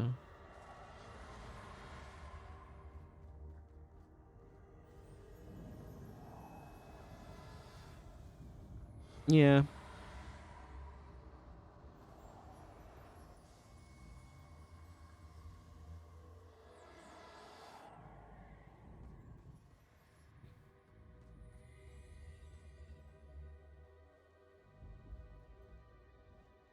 Are the monks? Yeah, they were sitting there trying to clear conditions off of everyone, so they stuck around in the fire for too long.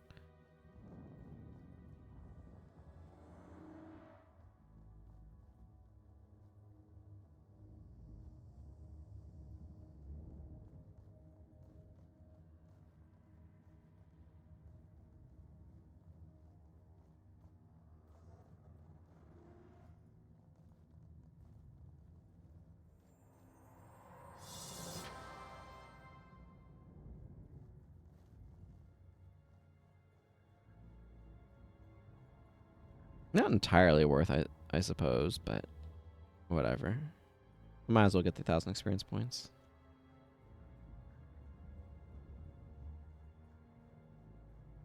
Yeah, assassination attempt is not a surprise. Harbor Earth Call.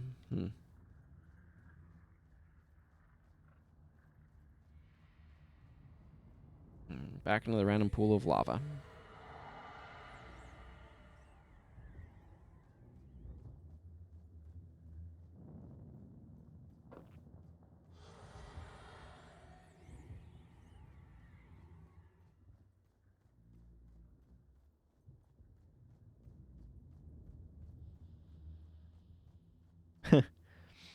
Yep.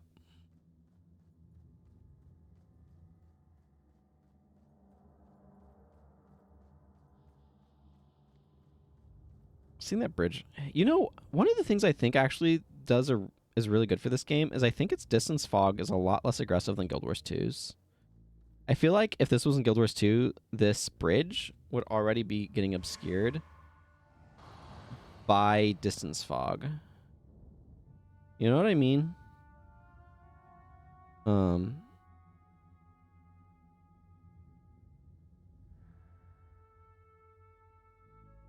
But like I can still make out like details on stuff there, and it's only back there that's kind of like obscured by the like atmospheric perspective stuff.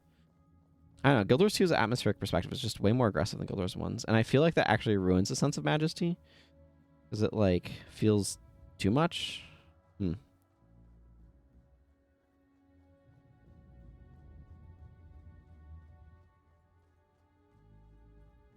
Yeah.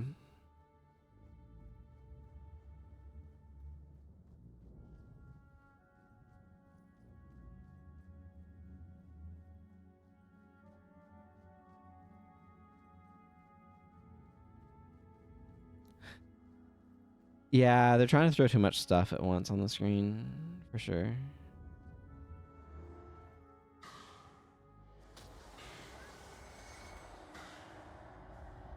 Okay, well, if you're gonna just sit there and look at us, be my guest, I guess. To be fair, like, I still think World versus World would be greatly benefited by not having the hit cap on AoE skills to make it so stacking up is a bad idea.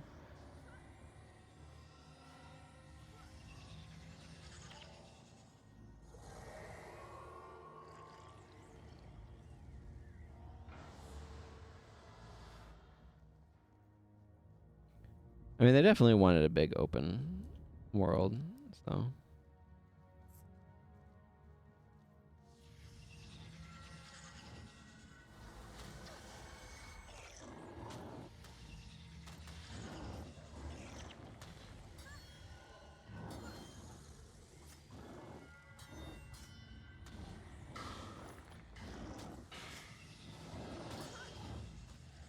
Yeah, I know what you mean. It's kind of like when they're like, disables your non-assassin skills for 10 seconds. And it's like, okay, I get what you're doing, but like, no.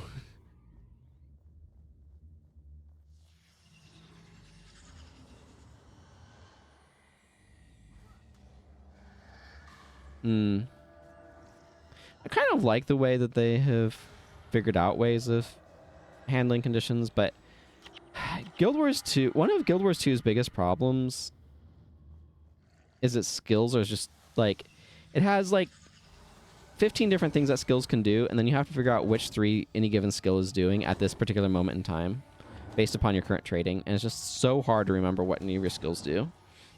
And you're always trying to figure out, okay, which one of the things that I actually care about doing does this particular skill actually do?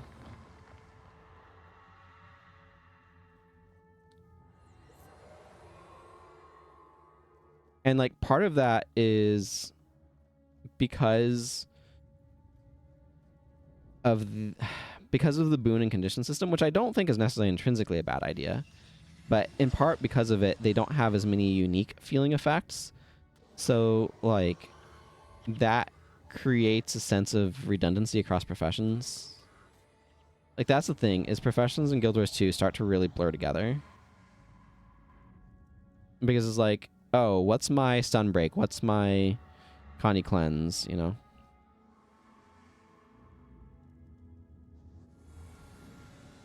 Yeah. Oh, for sure. Yeah, I know exactly what you're talking about. Because it's like, vulnerability stacks up to 25%. I think some of the world bosses have higher caps, at least for the damaging conditions. I'm not sure exactly what those are or how universal that is, but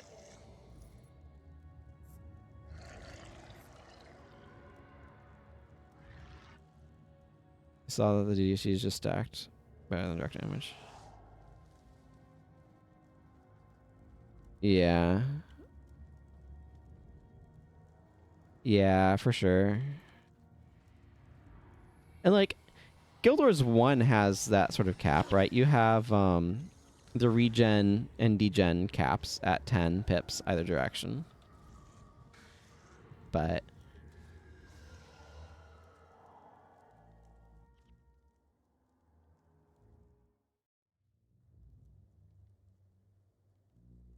also like regen is and degen stuff are not quite the same thing as they are in Guild Wars 2, so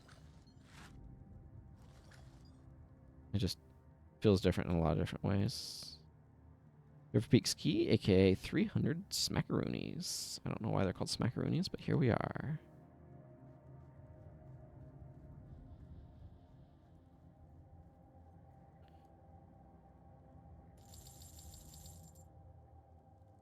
Okay. Don't think I need to do anything else before I go in here.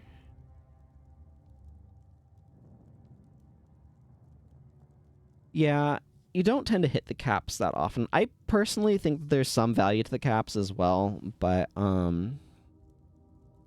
would have to see how the game plays without them to see how it plays with.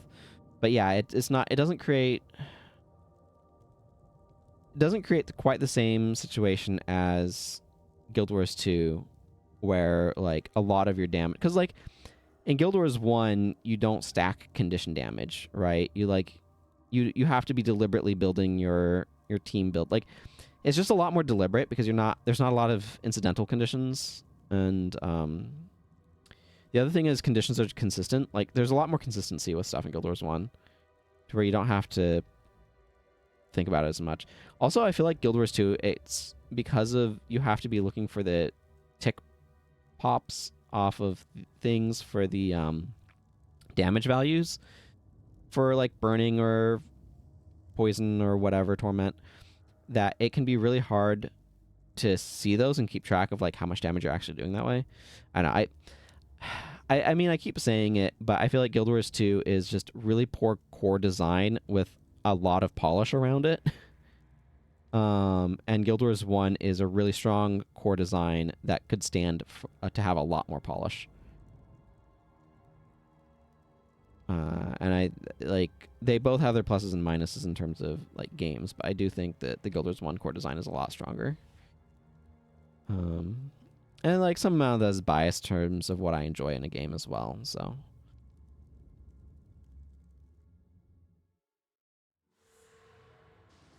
but I feel like Guild Wars 2 is a significantly more complicated game with a significantly worse build system for very little gain. I think that this should have gone a lot simpler and a lot more action gamey if that's the direction that they wanted to go, and that's clearly the direction that they went.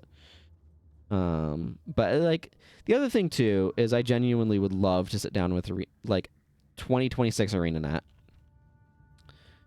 and be like, okay, what decisions did 2007 to 2012 ArenaNet make that in retrospect you wish had been different? But like at this point in time, it's just you can't do anything about it. The costs have been sunk. You're stuck with this. Because I think it would be very interesting to know. Because I do imagine that there's a lot of decisions that they made at that time that, you know, they're trying stuff. And I really admire that about ArenaNet. They are willing to experiment and try stuff. I think that there's a lot of things that they tried and were like, probably internally they don't say this out loud because of how it would be responded to, but there's probably a lot of things where they're like, this decision didn't work out quite the way that we wanted. Or like we're stuck with things being this way because those are decisions that we made at the time. But we kind of wish now that we hadn't made decisions that way.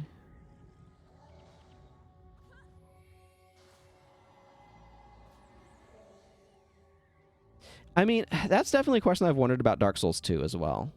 Because like Guild Wars 2 is not Guild Wars more, it's Guild Wars different.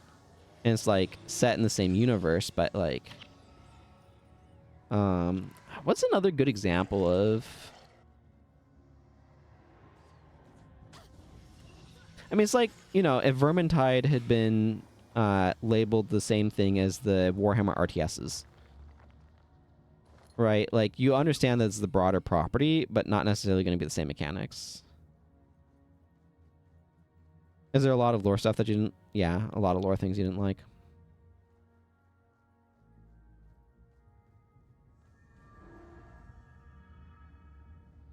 I do think that they did the Great Destroyer incorrectly.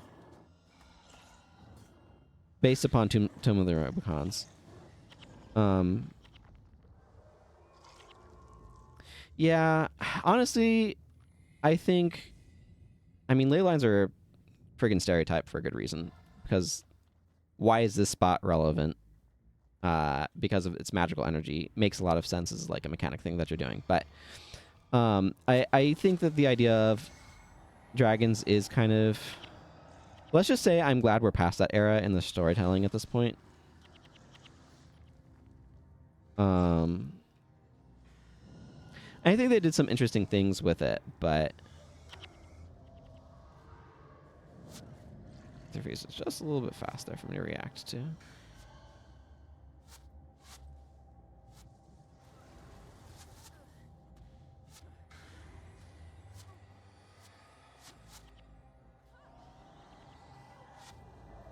It's probably Gwen got that life transfer for energy.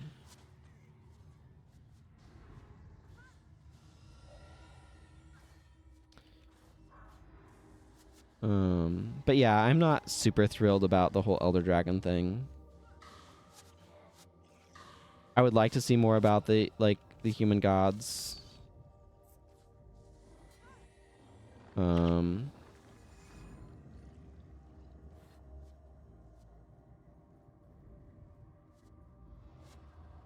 Zaitan.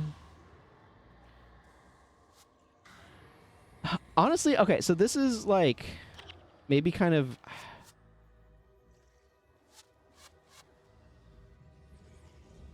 I know. But okay, so here's a problem, and it's not a Guild Wars 2 problem specifically, is it's a problem that gaming as a whole has, which is it's really freaking hard to do these big fights that can't function within your normal combat system. And like it's a problem that you have in like Devil May Cry 4, I think.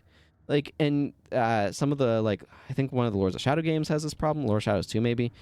Has a problem in a bunch of spots where, like, you can't, like, if once the size differential between the player character and the boss gets too big, you can't really do a fight well.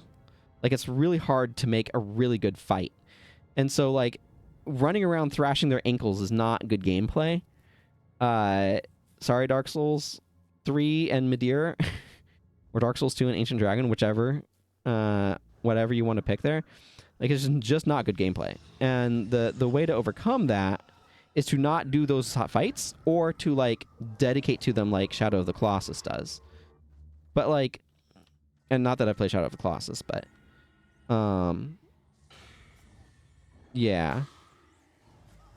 Exactly. So it's like, how were they going to fight Zaitan when they made Zaitan that big? Like, realistically, your player character gets stomped on by Zaitan and dies. Like, that is what happens. Because the size differential is too big. You cannot make that a good fight. It's just not mechanically possible to make that a good and compelling fight without doing something. Like, you could maybe go, like, the FF16 route in, like, what, the fight against Titan or whatever? I don't remember the details because I only watched that in a Let's Play. But, like, you can do that sort of thing, but then it's like it becomes QuickTime events or like a God of War type situation or whatever.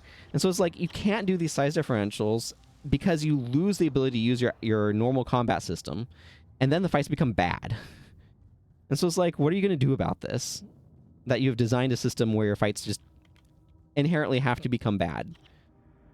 Um, because of the size differential. So it's like there's not a good way to handle the fight. And so like what are you going to do with this conflict against Zaitan? I guess you are going to have to make it a garbage fight because there's not a way to not make it that. And so it ends up being like a puzzle fight or whatever. Or just a cinematic, and then it doesn't feel very engaging. It's like I said, this is a gaming problem. Like games in general, well, I can't interrupt a glyph that way. Games in general suffer from this. So it's like, there's not...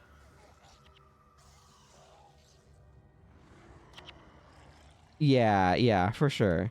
And like, most of the world bosses are stand around in a giant mob, spamming your long distance attack skills until it falls over. Yeah. Yeah, the Shadow Behemoth, I think. Something like that. It's Queensdale, by the way, is the zone title you're looking for. But yeah, you're trying to take out that guy, and it's just like, okay. I need to get my monk here so I can get restore condition. Yeah. But like, it also means that you can't have a good fight. Like, Guild Wars 1 is better equipped to have those giant size differentials than Guild Wars 2, because Guild Wars 1 has mechanics that let you do that better. And even then, like, what's the biggest thing that you fight? Like Abaddon, maybe? Yeah, well, there's the RC boss I was just talking about. And like, again, because you can't do size differentials without it being basically like a burn phase or puzzle boss. Yeah, Glint was the other one I was thinking of. Like, Glint's probably the biggest legitimate fight that you have. There's just... size differentials just don't work. They don't make for good boss fights. Lexus Shadowhooks does not sound like the boss I need. That sounds like the Necromancer boss. Yeah, it is fighting with environmental effects going off. I mean, I'm going to double check just to make sure. Oh, nope, it is the one I need. That's why we double check, just to make sure.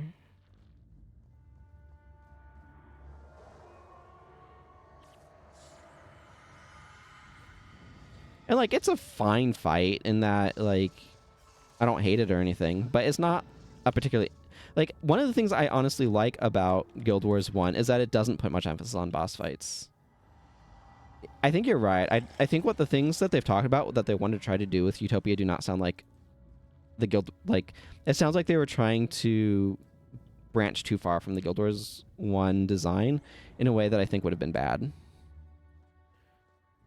Like, they're talking about wanting to do mounts in it and have a persistent open world and stuff like that. And, like, it's clear why. Like, they're running into limits. They're like, okay, yeah, this is not working. And so it's like... It's clear why, though, because they're trying to... Like, again, I respect ArenaNet for wanting to experiment and try different things. And I think that's a really good impulse of theirs as a studio. But it doesn't mean everything succeeds. And it doesn't mean that they... Like, one of the things that I have found trying to make stuff in RPG Maker MV is that you can have ideas that seem really good, and then you start working with them, and as you are working with them more and more, you realize the ideas are actually bad. Or very limited. Or just, like, complicated for no good reason. And don't actually make it for good gameplay. And I feel like Guild Wars 2 runs into a lot of issues with that. I think the trait system is functionally like that. I think the attributes on equipment was a really terrible idea for Buildcraft. No, I do want to go this way. I just have to deal with fighting some Dark Flame Riders. It's not a huge deal.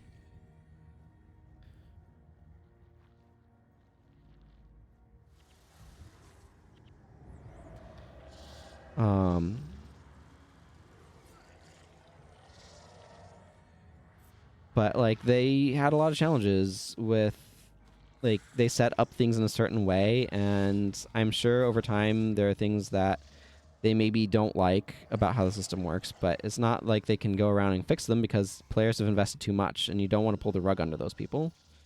Like, if everything... Like, if all Ascended gear was able to switch stats as freely as Legendary gear, Guild Wars 2 would be a better game. But you would also remove one of the big benefits of getting Legendary gear, and that would anger a lot of people. who had invested a lot of time into getting legendary gear. And so it's like, and the thing is, they implemented that so long ago, before there was ascended gear. And so it's like, it's not like they can just change that now. As much as that might be for the benefit of the game's actual gameplay. But you can't effectively do buildcraft without having to get an entirely new set of equipment. Until you have legendary gear. Because you need to be able to change your attributes. And so you can't really experiment around with buildcraft without being filthy rich in Guild Wars 2.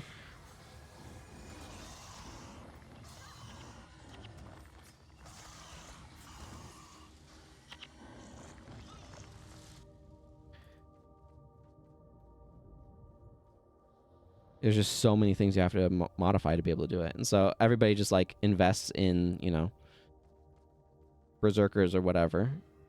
Some meta build that somebody else came up with, because that way they don't have to waste a bunch of resources seeing if maybe this will work. Totally understandable.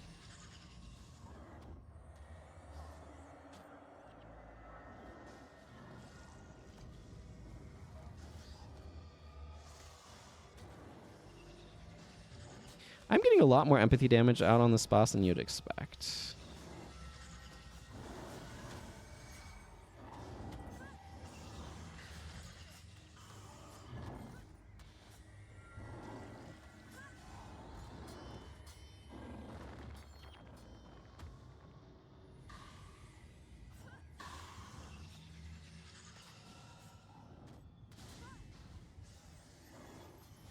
Yeah, they are.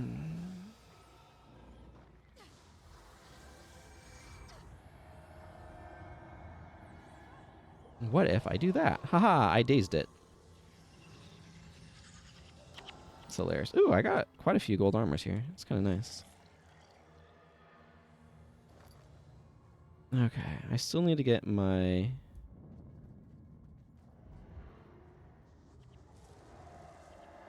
Good job, Gwen.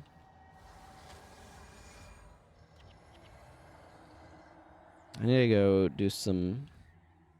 I have distinct memories of coming up here with a necromancer, doing Arcane Echo, Spiteful Spirit to kill these jade bows on the side, and you can just kind of ignore them, but...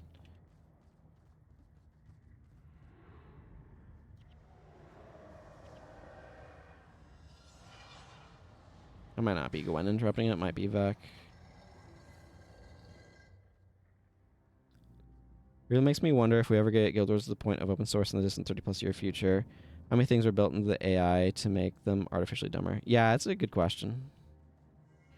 I mean, casters should generally be wanding more than, like, to some amount of time if they don't have spells to cast or regenerating energy or whatever, but...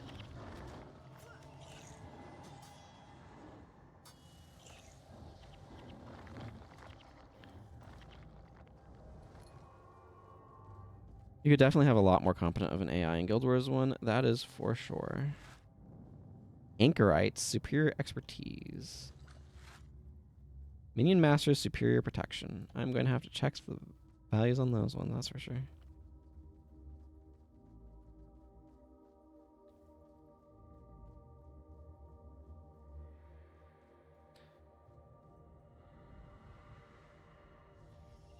Y'all could path better.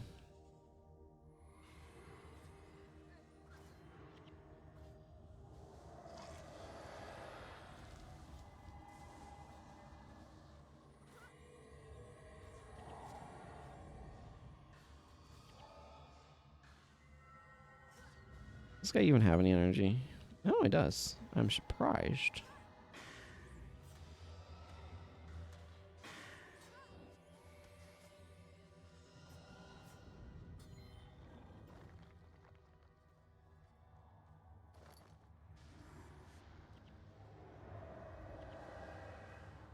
Predictable. So predictable. Okay, give us the buff.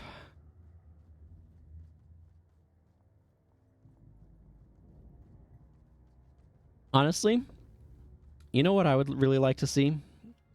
I would like to see a different version of hard mode that doesn't change enemy stats at all or their levels. It just gives them better skill bars.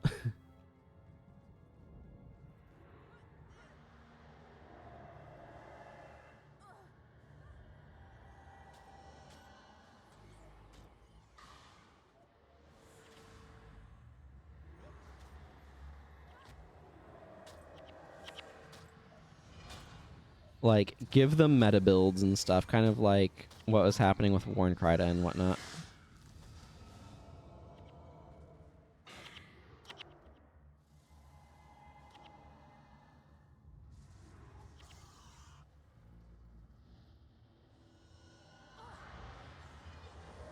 Man, Ether Seals are so vulnerable to damage over time spells because they're stuck there and can't move. Come on, Ellies. Do your jobs. Yeah.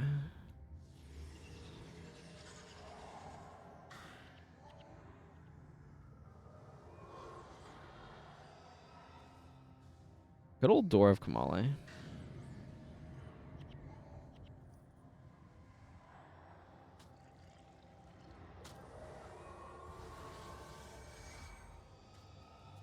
Watches that Ether Seal dies. Let me kill the Seal Guards.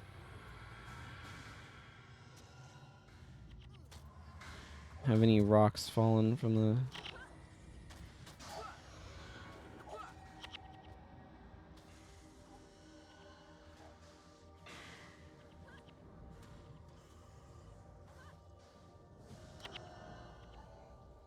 Gotta open that Door of Kamale to advance the plot. It's a bad idea, though.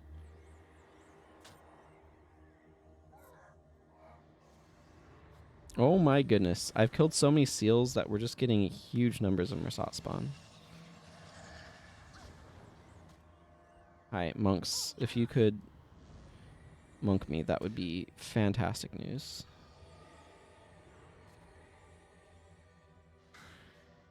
No Thunderclappy. Oh, we're gonna pop another seal.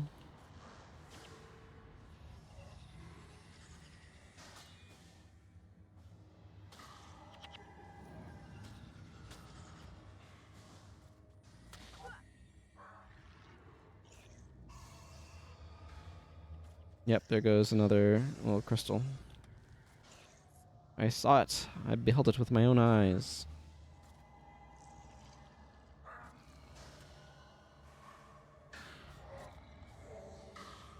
Get E-surged.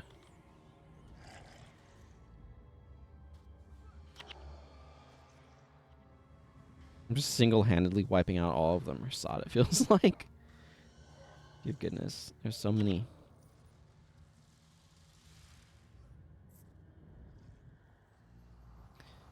Okay, okay, okay. Enough random spawns. Let's just kill this thing.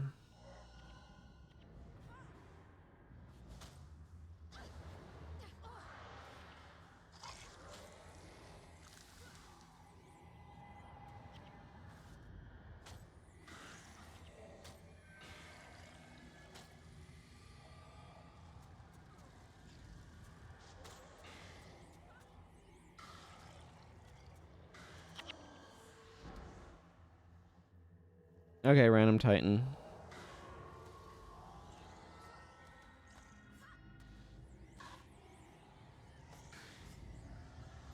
Oh, I got Titan armor. Neat.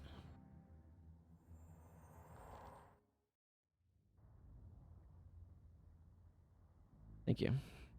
Okay. Give energy surge back. I need to grab another Signet of Capture, because guess who wants to go get Panic?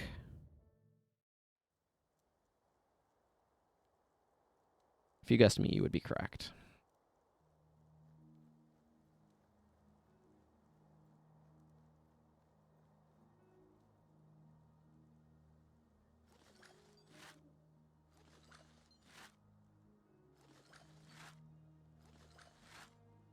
Yeah, linen. Oh, I might have a lot of cloth built up. Hmm.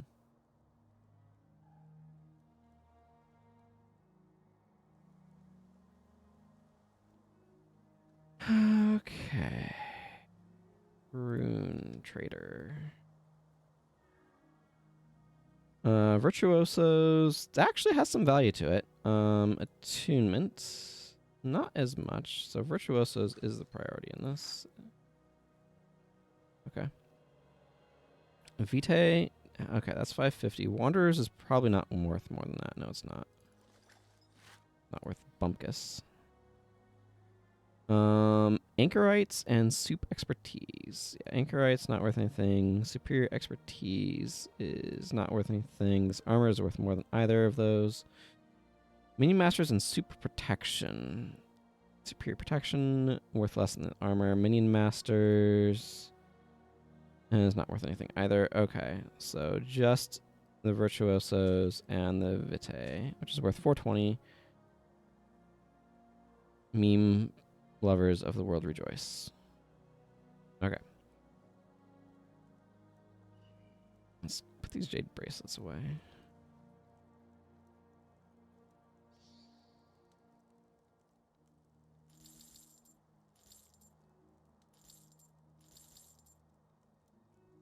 Drop some platinum in here.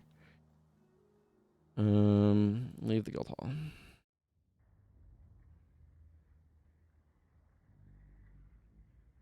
Do Titan things burn? I go away from a fire Ellie.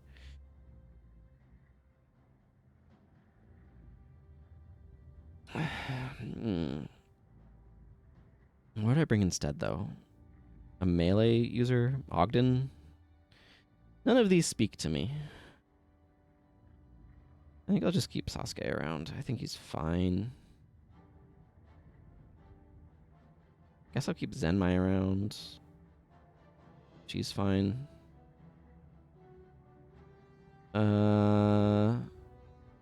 Let's intermission.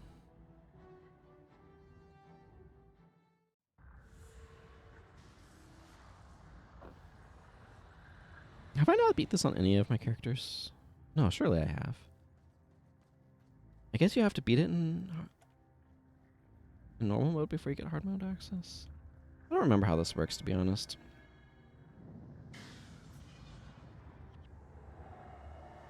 These Risen Ashen Hulks are jerks, though. I'll tell you that much.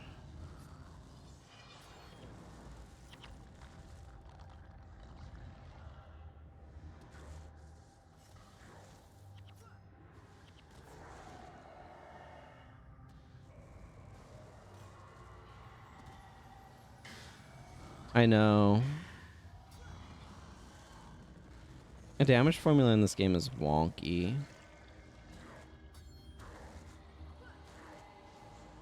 That's why the higher level they get, the more it's casters that are the problem rather than physical attackers, usually speaking, unless they do something weird. I guess I can give them crazy weapons.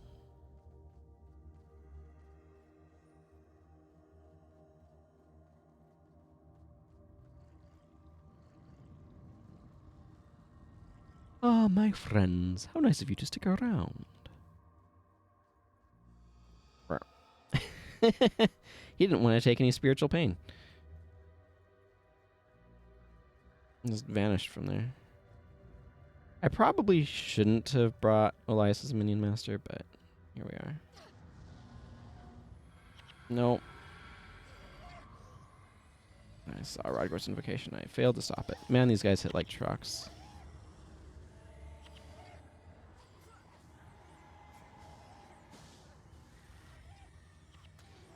I just saved my team so much damage by interrupting that mind burn. I should have. Okay.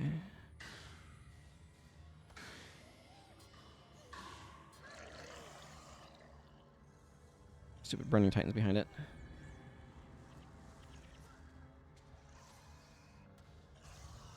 Yeah.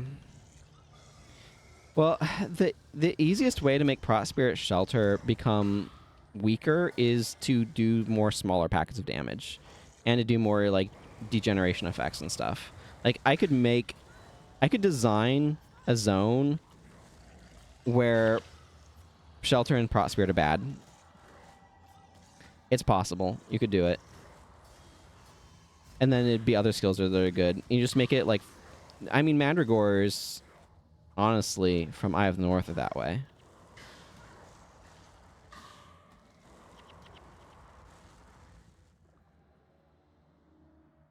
Because they utterly clutter you with conditions. But yeah, like making damage numbers big is it makes things like shelter mandatory, and that's what it does. Like, I don't think it's good design necessarily. Like, I think it's fine design, but I don't think it should be the only design. Does that make sense? I think there's too much, like, you make a game, the harder levels of the game are harder because they have more damage, right?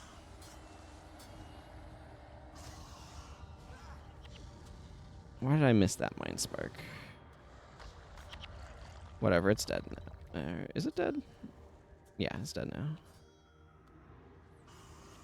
Yeah, let's not have you do minions.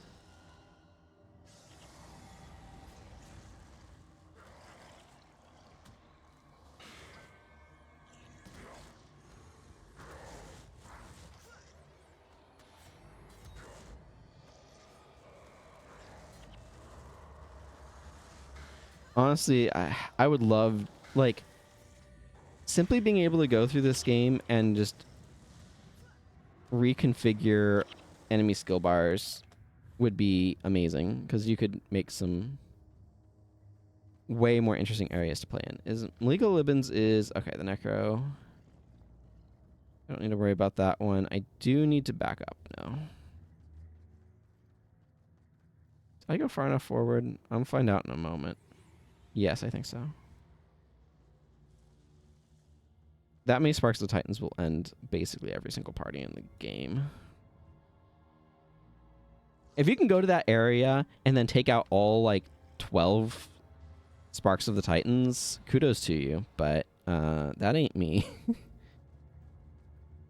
Your spirits are going to burn into an incinerated pile, and there are probably things you could do if you brought, like, elemental resistance and, like, ward against harm and stuff like that. There are mitigation techniques you could use, but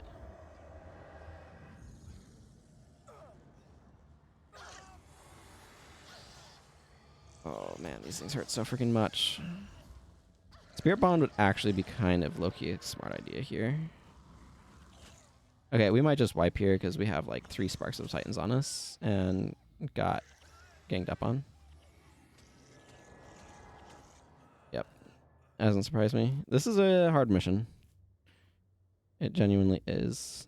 And it's like, okay, what do I want to do here? Because the thing is, like, Prot Spirit is actually not... I think I'm going to change up Talkor's Bar. I don't think Peace and Harmony is really doing what I need here. As much as I love it. I also don't think Prot Spirit is really what I need here. I think I need... let's see. This... I'm going to give her Aura of Faith because that's going to help. And I also want to give her Spirit Bond over Prot Spirit. Because Spirit Bond will help mitigate some of the damage better. Some of those higher hits. Also, Shield of Absorption is maybe not as ideal as I would like. Absorption is pretty good. Let's go with Shield Guardian instead, though. I think because I want better... That'll help with multiple attackers. Do I need to worry about Cure Hex? Yeah, Cure Hex is fine. A lot of what he's got going on, I think, is fine for this situation.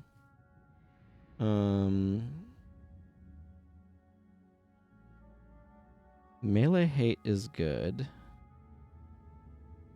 Obviously, her lack of runes is not ideal, but it's fine.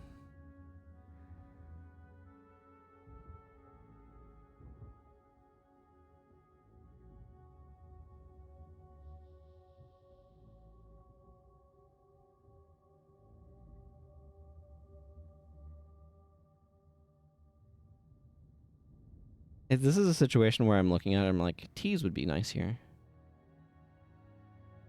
I could give her Mantra of Flame, and that would be helpful. If I did, I'd need to give her a different elite.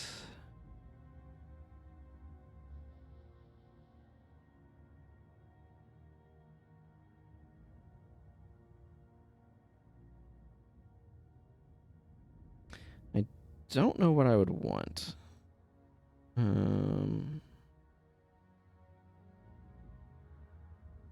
That would actually be particularly helpful.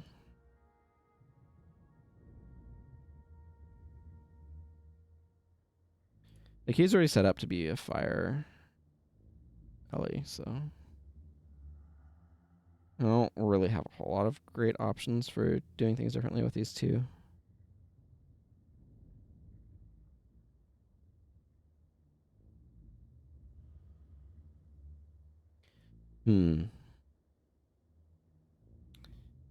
I could adjust Sasuke a little bit. Because I can drop this. Here, let's try a little bit of earth support.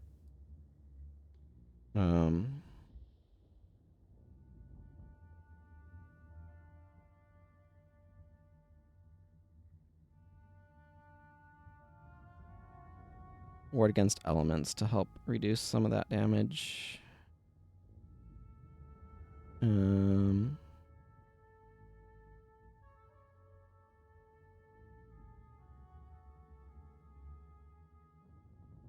Yeah, that's probably just fine by itself.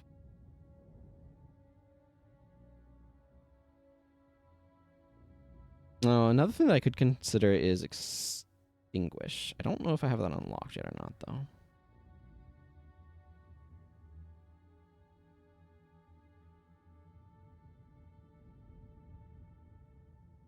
Is there something I'd rather do Zenmai-wise?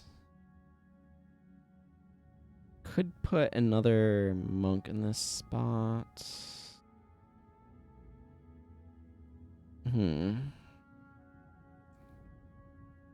What do I have access to under Deadly? It's nothing. Okay. I mean, I think this is fine for what she's doing. I think Elias is where I have a lot of room for change. Because I think the minions are an inferior strategy here. This is fine. Dark Bond obviously becomes bad when that becomes bad without minions. I want the BIP, but there are corpses, so Putrid Explosion has some value. The problem is his runes are kind of set up a specific way. So I don't necessarily have as much versatility with them as I would like.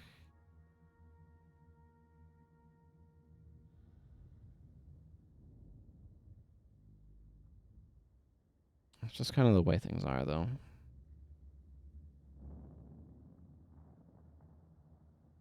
I'll just give him a weird build.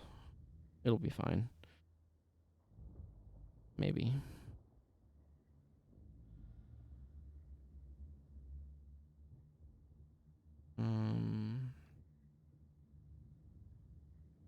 There.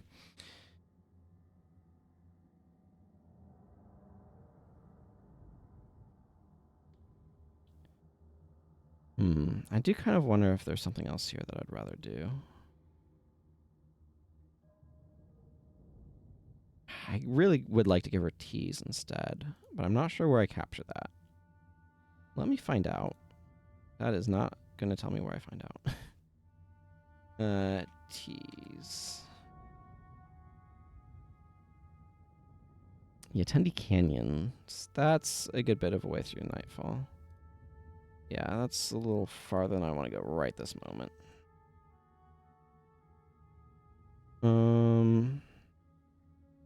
Is there anything different I want to do with my bar? I might want to try Complicate. Something like Arcane Larceny has some value as well.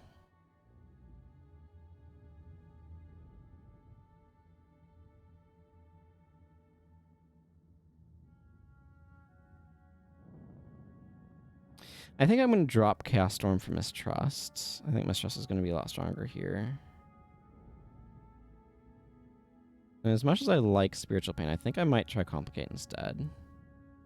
Go a little bit more interrupt heavy. And of course, I have to land those interrupts, but, you know, that's the game you play.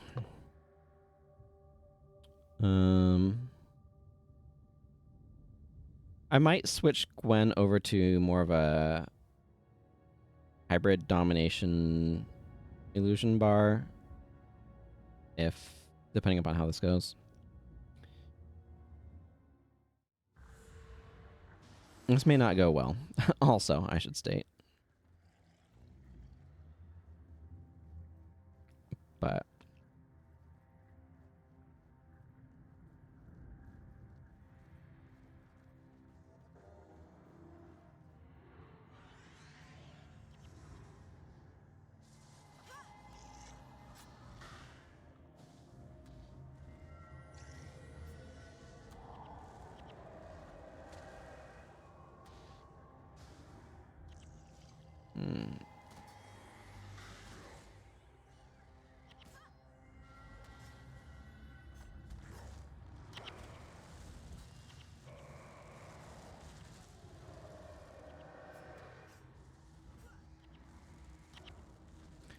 I feel like this is going fine at the moment. The big thing is needing to be able to survive the sparks.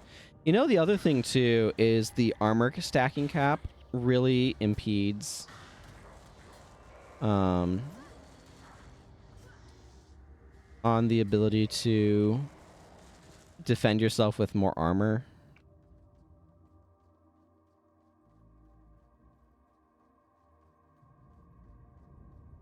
If they got rid of that cap, it would allow different avenues of defense. Whether or not those would be good, who can say, but it would certainly be a different avenue of defense if you could stack defensive buffs, like armor buffs.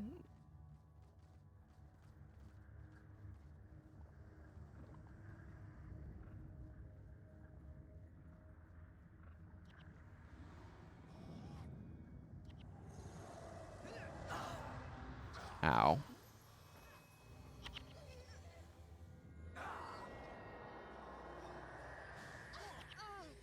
Legitimately, more melee might help for this really weird reason that it would spread our party out more.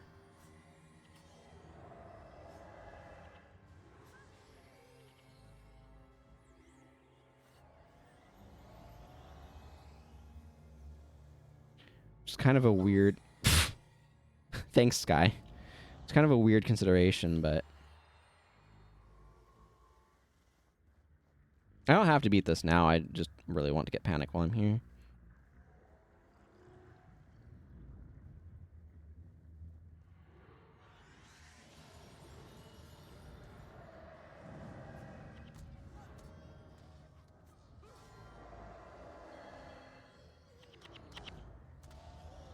Okay, good.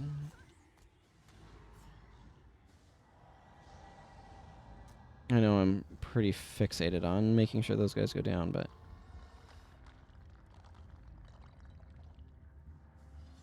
Yeah, unfortunately, the only real way of stopping that sort of near instant lethality is pre-sheltering.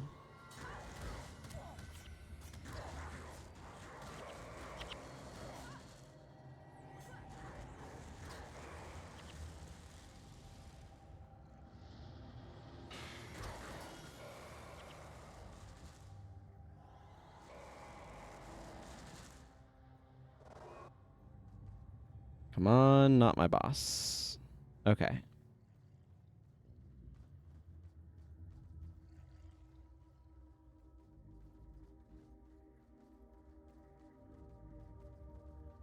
That I think is the ranger boss, yeah.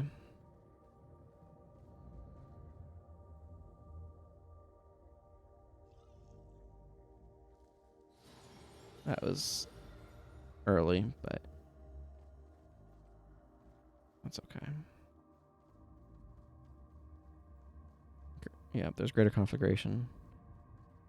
Did you see the notes that were like, and now greater conflagration means your melee attack set things on fire? Woo! No, the Ancient Seer is getting its butt kicked. Okay.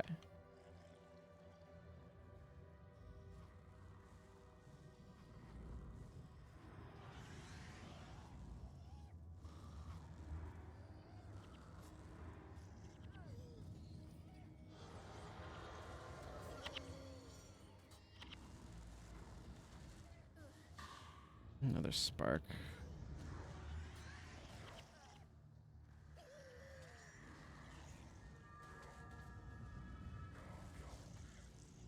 Can we get a heal on the Ancient Seer, please?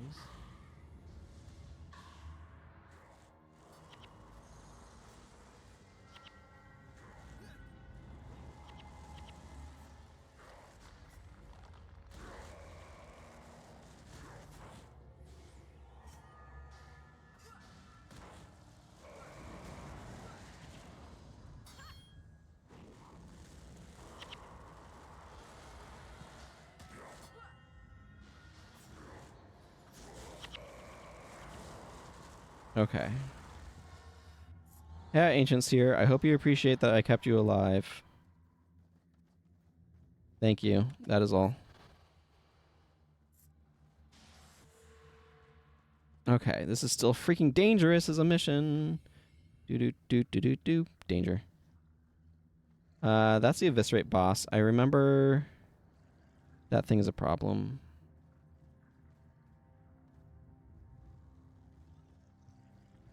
Okay.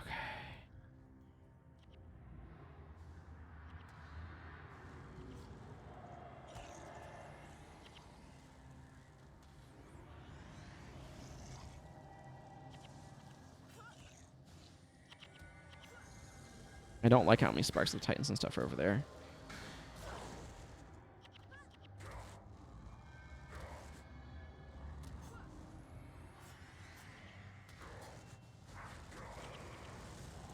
Mistrust was definitely good.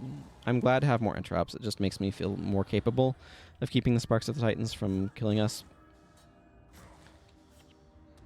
Like, doesn't guarantee that they won't, but it's harder for them to.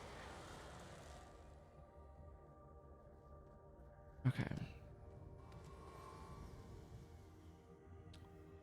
I'm counting 2 Sparks there, which are the danger.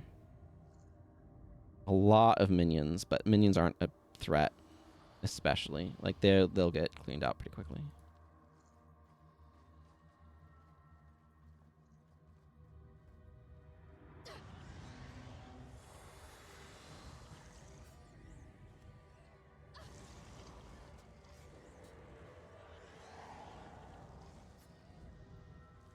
Okay, I don't know why these Sparks are just sitting around, but I don't mind.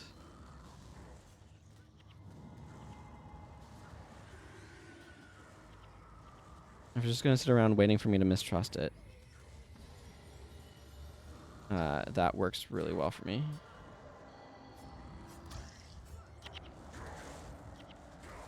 Okay. I'll admit, maybe thinking I should have figured out a way to fit Ward Against Melee onto Acolyte Sosuke, but here we are. These guys are easily dealt with. And we do have weakness on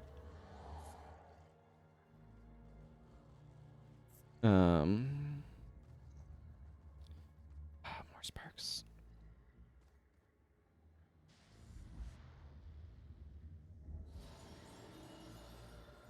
We have weakness on Vac, which helps.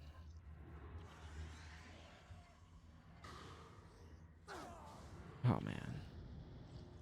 Glad we had the freaking ward. That helped a lot, actually.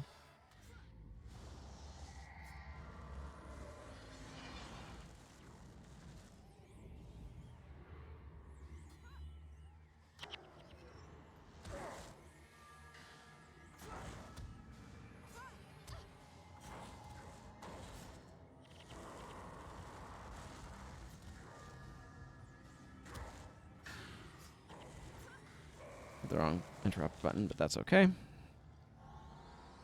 This low stakes interrupt button.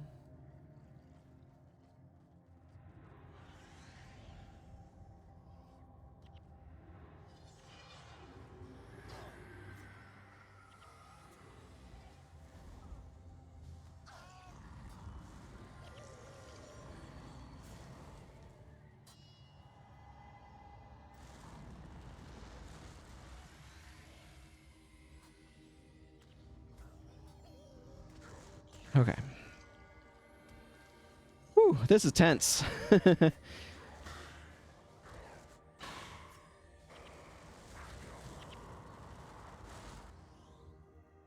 Those sparks are just absolutely no joke. So, it makes this very, very tense.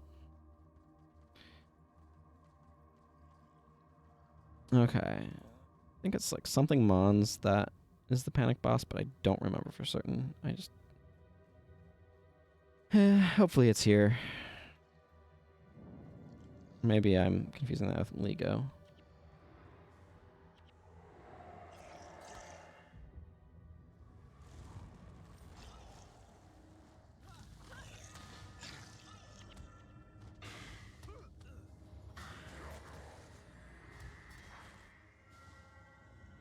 No, none of that. No, none of that.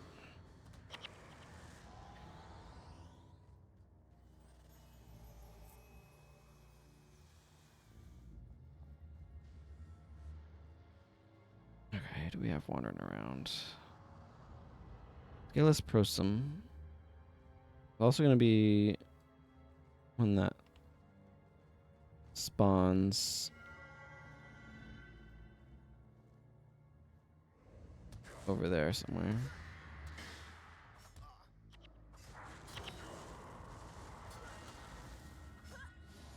I know this ward doesn't actually technically do much against these guys, but it certainly makes me feel more comfortable.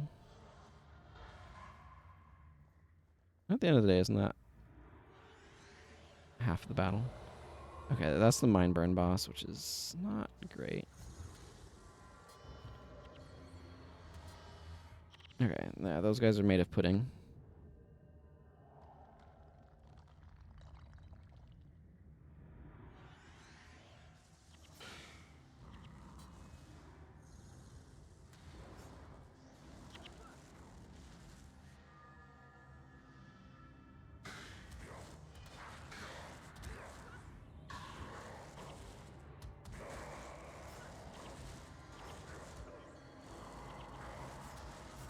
How many hands slash fists of the Titans are over here?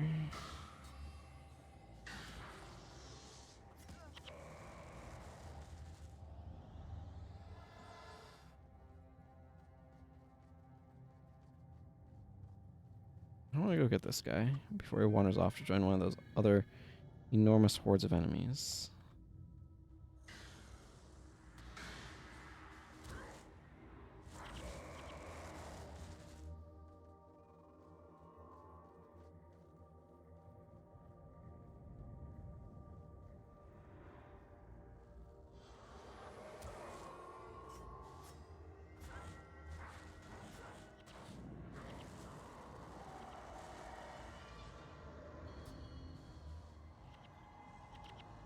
Yep.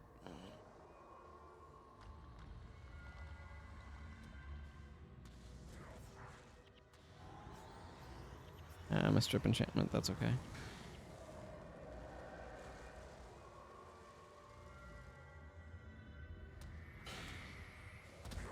Zenmai should just maintain Shroud of Distress, and she doesn't, and that distresses me. Did I miss the boss spawning out of there? It's very possible that the boss that I need didn't spawn this time as well. Like, that I think can happen. Which obviously is deeply unfortunate. If it is the case, but...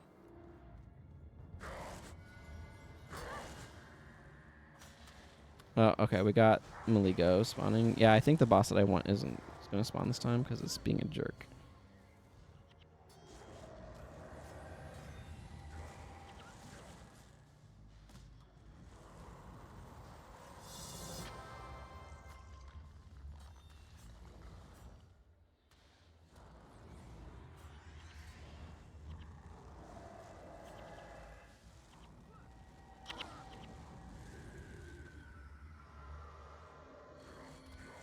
Oh no, Moles Cubus spawned over here. Excellent. Thank you for showing up, Panic Boss. I was slightly panicking that you weren't. Ha ha ha ha.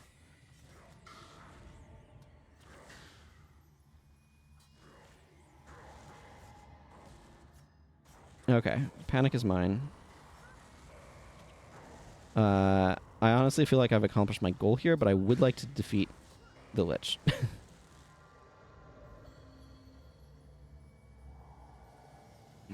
How often Elias is exploding corpses. Again, there's not a whole lot of corpses here, but there are a few. I don't know. Certainly didn't want him specializing it, but... honestly, having Panic and E-Surge on one bar is nutso. And may help considerably with defeating some of these groups. That group right there in particular is a little scary. This is large. I'm gonna...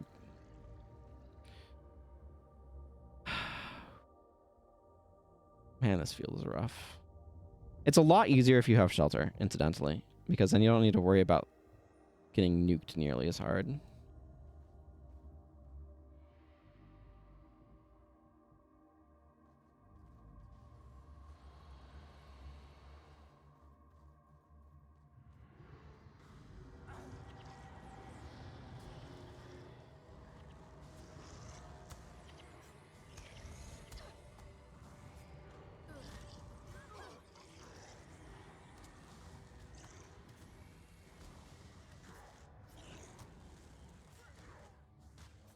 This was a really bad over aggro. Incidentally.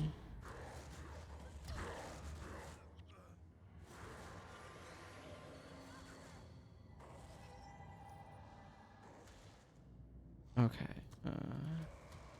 Good, we got that boss down.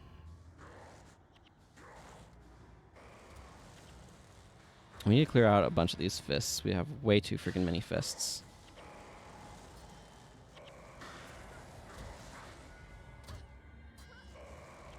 Things not heard at a boxing arena.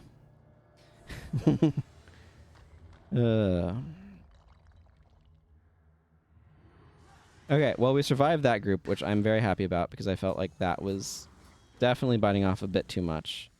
Or more than we should have, perhaps, is the best way of saying that.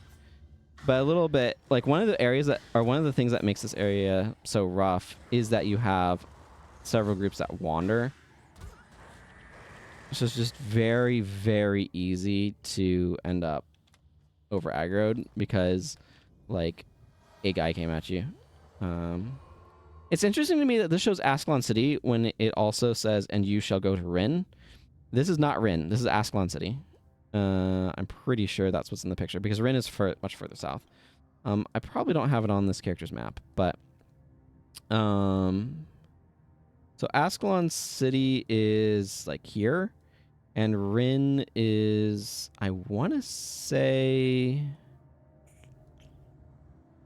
I guess Rin's by the wall. I think Rin is down here. More. But I'd have to get some stuff uncovered on my map.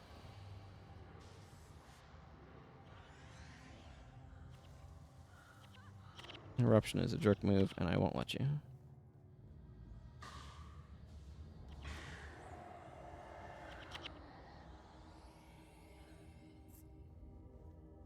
Okay.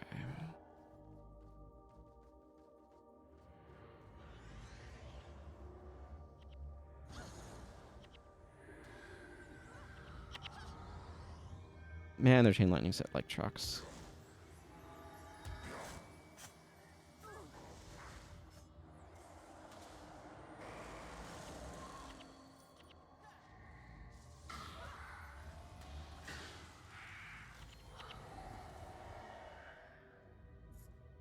I can do a pretty good job of shutting down one caster, though, at least. I mean, I freaking better have my bars interrupts. Dear.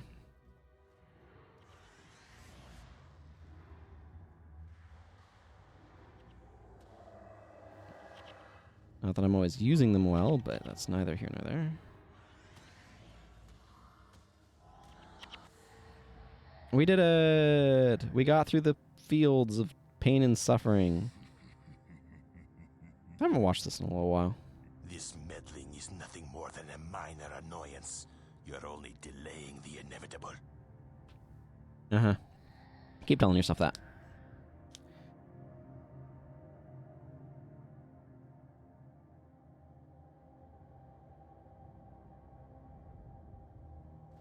It's interesting to me that they're like, maybe we have too much map here. Let's just have the player run through all of it in a cutscene.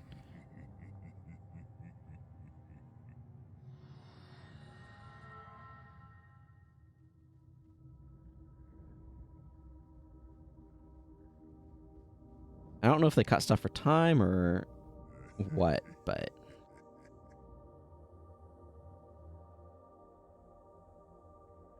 Thanks to you, I command an army powerful enough to conquer all of Tyria. And now I intend to use it.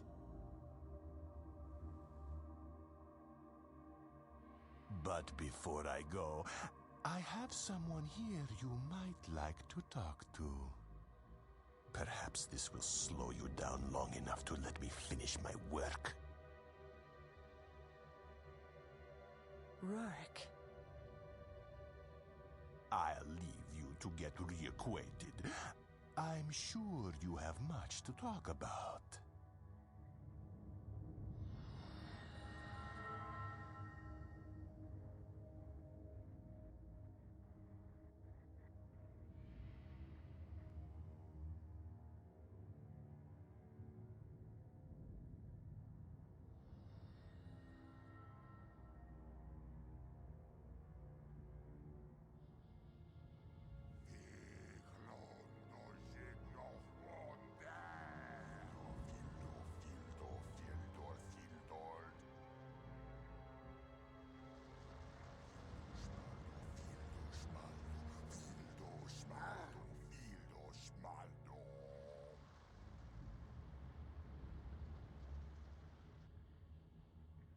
I am the Flame Seeker. All of Tyria shall bow to me or be destroyed.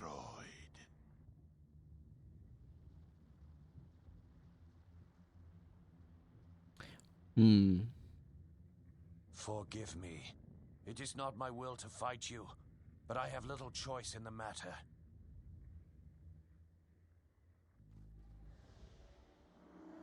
Okay. First of all, let's back up.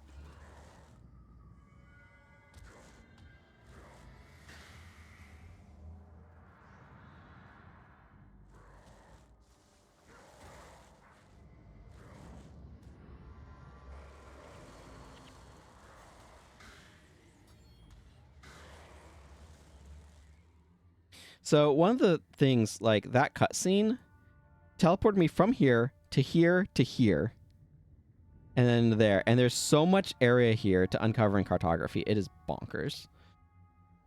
One of the things that I really would like to see 2 weeks do, the people who are currently in charge of developing Guild Wars 1, is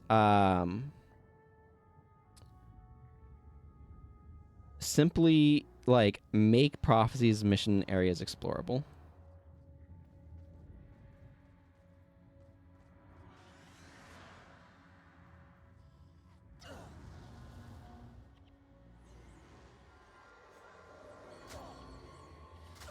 Now, if you excuse me, I'm going to try to keep us from dying to Sparks of the Titans. To the best of my ability. Okay, killed one spark. Okay, both sparks are dead. Good. Now we can easily take down Undead Prince Rurik. He is not that threatening. The Sparks of the Titans are the threat in this fight. Always have been. Okay. Don't care. He's dead. I want this Molten Claw.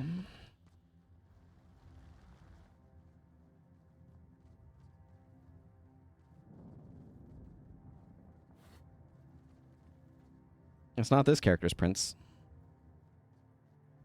He's never met him. He's dead before she arrived.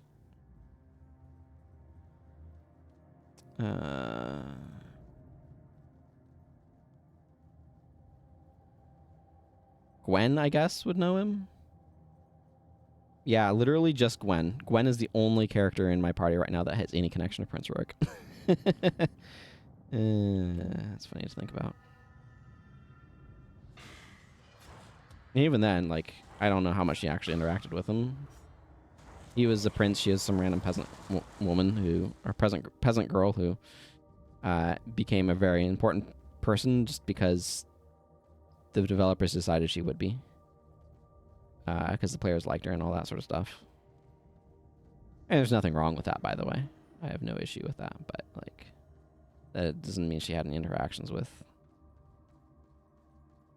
Prince Rourke particularly much, besides seeing him from a distance or whatever.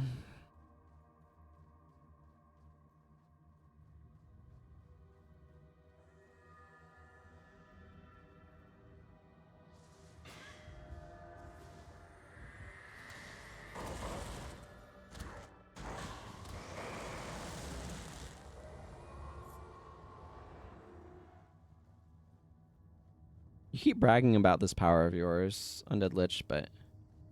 Oh, as you kill him, you can see the thing up there close. It's just pretty neat. I'm gonna flag my guys over here on this side of this. Do you want to, like, maybe come over here and start the fight? Full Vortex. Is that a spell? It is. Is Sight kind of a faster cast, though?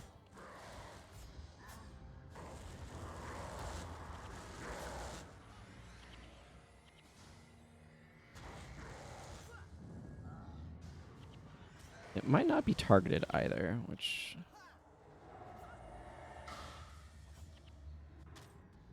No, he yelled me out into the lava.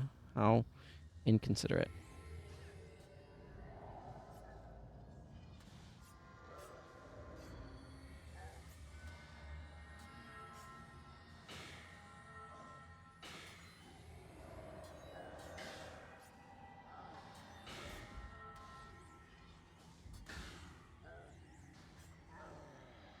See?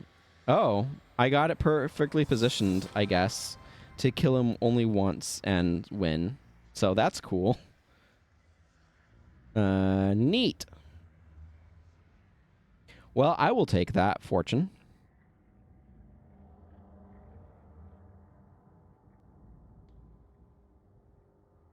Here's Glint.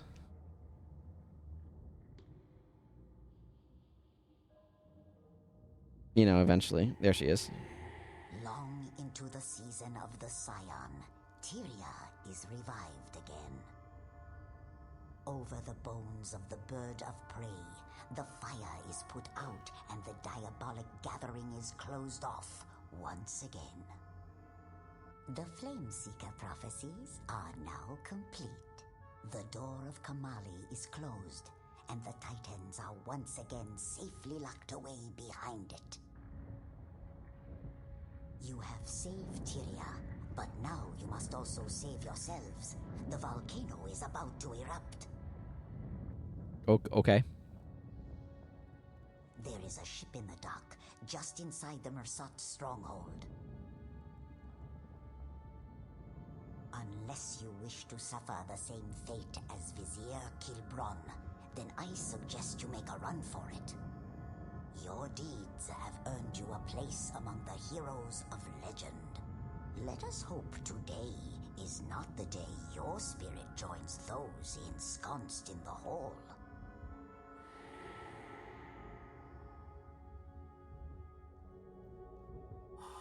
And then we casually walk. There goes the Scepter of War. Was it Legavo, I think that's what they ended up naming it. Whew, I feel good about making it through that, though. That's rough. Not sure what I'm going to do with my thing, though. A good view of the whole stronghold, actually.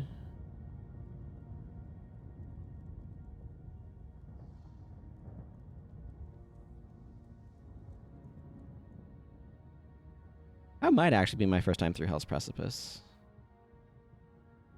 Boy, that's a smoky sun. We've had a number of... It's been actually a while since we've had a really bad smoky summer, but we've had a number of really smoky summers around here due to wildfires. And let me tell you, sun gets real spooky when there's a bunch of smoke in the sky.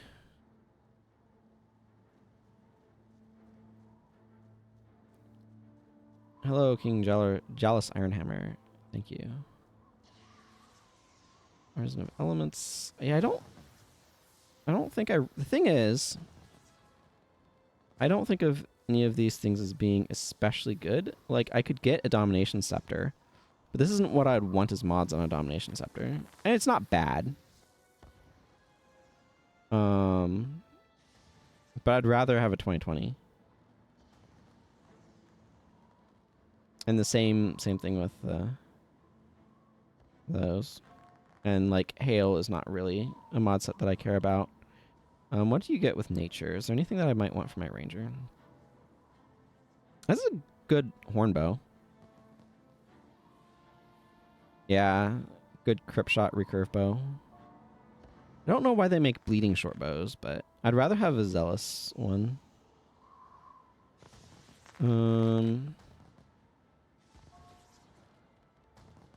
Artisan Spirits, I'm not really going to care about. This is monk stuff. Steel is warrior, but I don't think I care about any of these. Not really. They're all sundering, which I don't really care about. Shadows, this is daggers.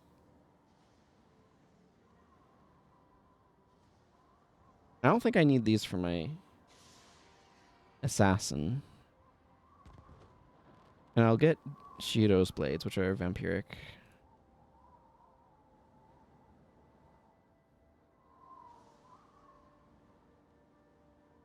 This one's actually pretty good. This scythe, but like, for whom would I get it? I'll be getting it on my...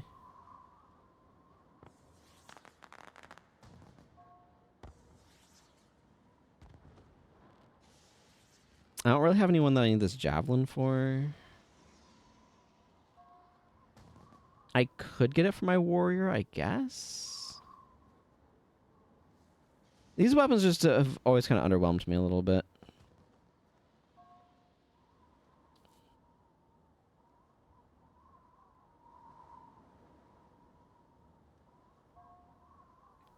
Yeah, I could see getting...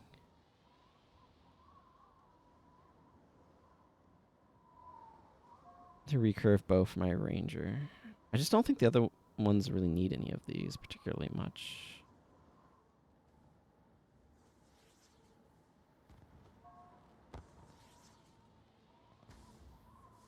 Do I want to do that? What else would I get? A scythe that I'm going to get a better or a different version of that I like better in North? Yeah, I'll just get this here.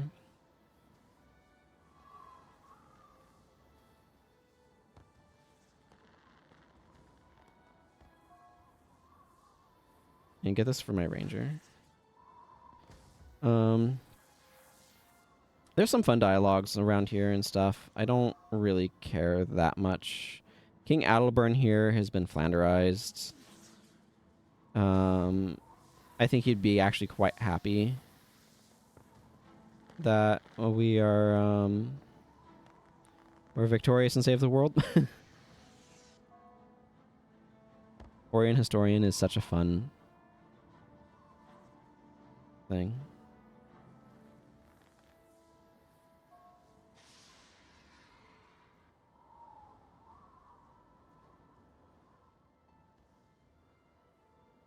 Yeah.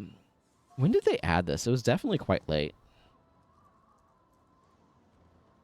Anyway, victory is mine, so that's really cool.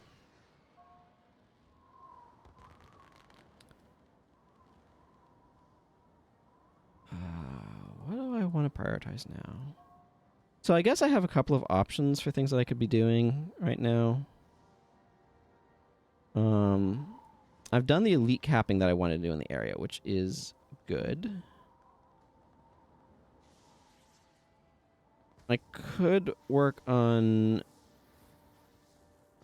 or like quests and stuff. At some point in time, I want to go backwards, but that doesn't really have any skill acquiring benefits. The big reason to do other missions, aside from getting quests for skills that I've probably already gotten on other characters, honestly. Took that there. I'm gonna ID these things. Brawlers, attunement. That one I'm gonna want to check again. I think attunement had a bit of value, but I have to see what it was.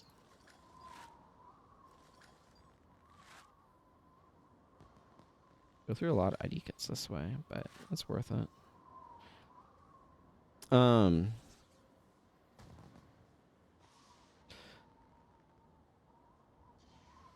Yeah, okay. I'm just thinking about what my priorities are. But if filling out this book would also be quite helpful, because it would get me a bunch of money.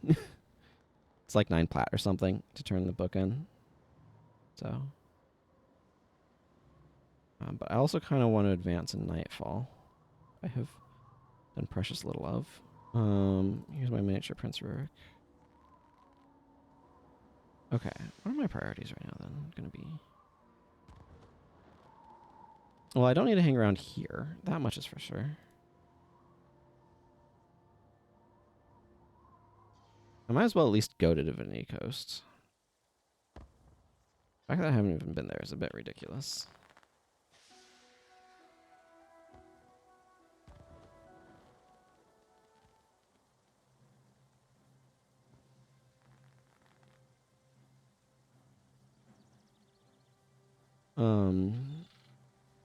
Yeah, I'm gonna want to change some of these bars around a little bit. At least for this area. One of the big things is I actually want to make her slash dervish. Because then I can give her... Now, I won't do a whole lot, but for 30 seconds, your attack deal holy damage is a crazy strong line of text that I absolutely want to take advantage of here.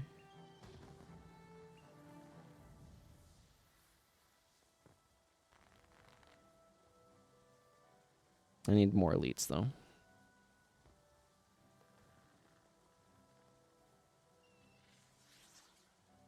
A lot more elites. I don't really have a whole lot that I actually would want to stick on her for elites at the moment, which is tragic. But that's kind of assassinhood in a nutshell. The other thing right here, too, is Milani or Mox, I suppose, but Milani is cool. Needs a better scythe, but we'll get one eventually. But I kind of want to Avatar of Melandri with her.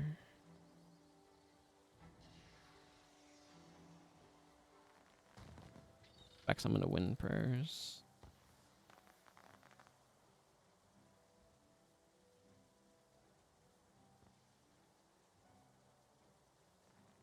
Twin Moon is good.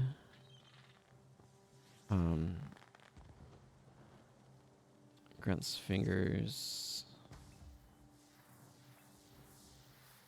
Holy Flame. Weird spot for it, but whatever. It's not like these bars need to be arranged in any particular way. Avatar of Dwayne also makes your attack deal holy damage, so it's pretty spicy in that regard.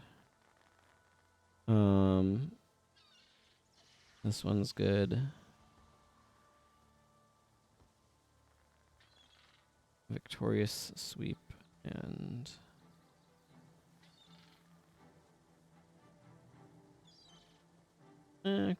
Crippling Victory, I guess.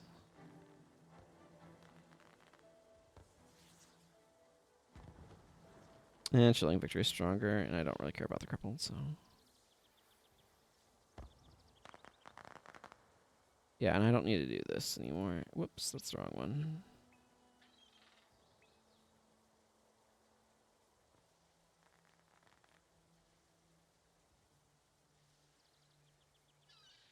I mean, I might as well just use Liquid Flame. What else am I going to stick on there? Phoenix actually is the skill that I'd want to put there most, I suppose. Right, back to E-Surge. And I don't need that there. Let's put the spiritual pain. And actually, I'm going to put on Shatter Hex because they use a lot of hexes.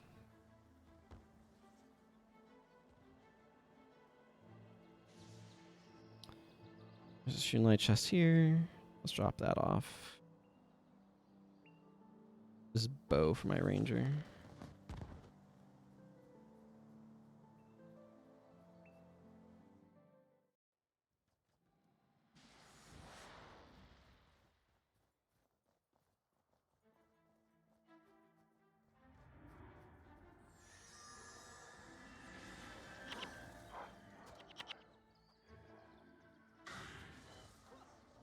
Mostly we're set up to fight undead, but like I want armor respecting damage in these areas because these enemies are low level, so I'll get more damage out.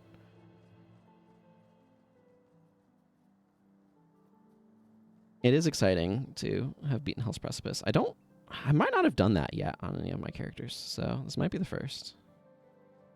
It's a hard mission though. It really is.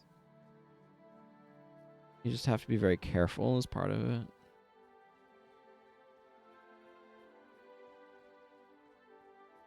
I wonder how it went when I did the slow playthrough. It probably took several tries. But I don't remember what the process was like anymore. It was long enough ago. I could go rewatch those VODs, but...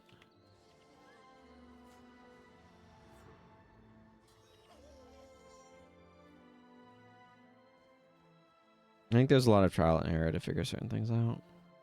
There's certainly worse with Tonic Eye Temple. Tonic Eye Temple was rough. I remember that better than I remember Hell's Precipice.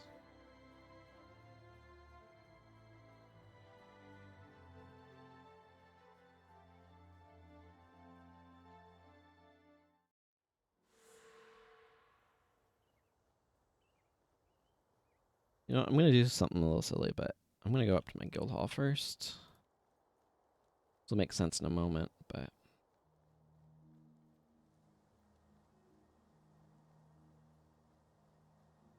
Okay. Brawlers and attunements. I just need to think that they're worth 60, more than 60 gold. Attunements 150. Brawlers is 100. 150. That's pretty borderline.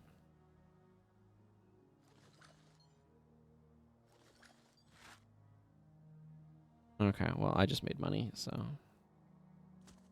50, yeah, it was worth less. I'm not terribly surprised by that. It's definitely was one of those, like, wasn't entirely sure. Sort of ranges. But because I kept the armor, it was ended up making more. I leave the guild hall, and behold, I am right over here. Instead of having to walk along that whole path. Also, this holy rod is dubious, but worth checking if it's better than what Talcora's got. Later, though. It's worth checking later.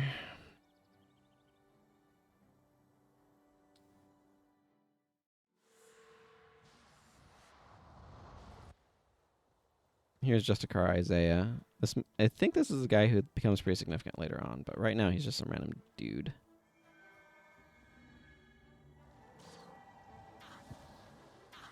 Maybe I should have actually gone /LA for this. Yeah. Probably not. Or rather, it probably just doesn't matter that much long term. We don't have any condition removal, which might actually be a real issue. Or at least a nuisance.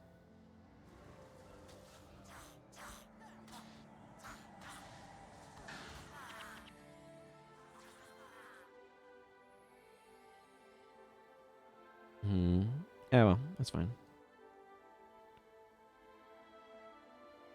Vec will catch up eventually.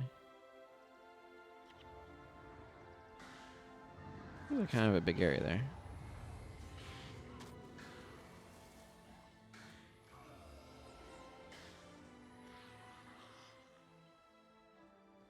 Because I have the thing for this, I do want to do the bonus. Much as I hate the bonus here.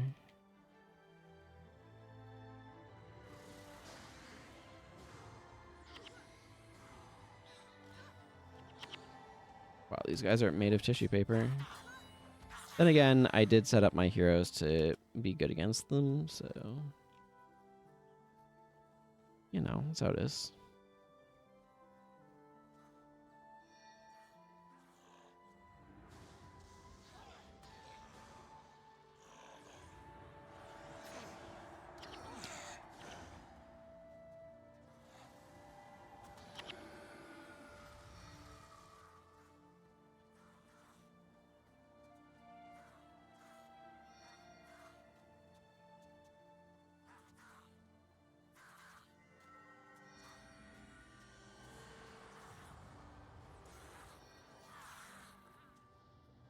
Nice. 9-hole dust. That dust is worth more than that gold pile, that's for sure. Need to make sure Benji McCullough survives, because that's how I'm going to get the bonus. He is not very strong. Especially against this boss who can blind him.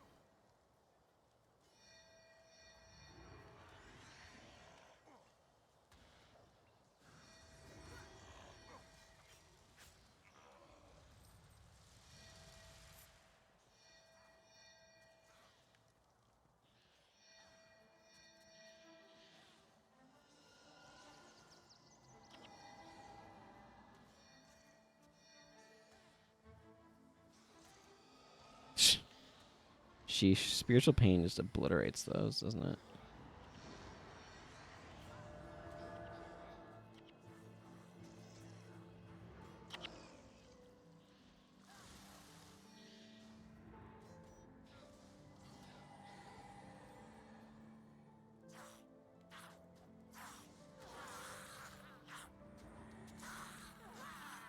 Wow. Okay. Those guys run through their energy a lot more quickly than I would have expected.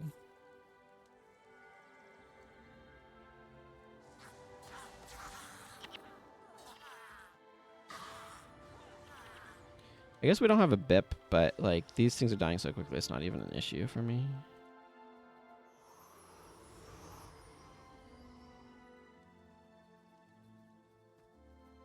My issue is not running out of energy, it's enemies dying before I can even do anything to them.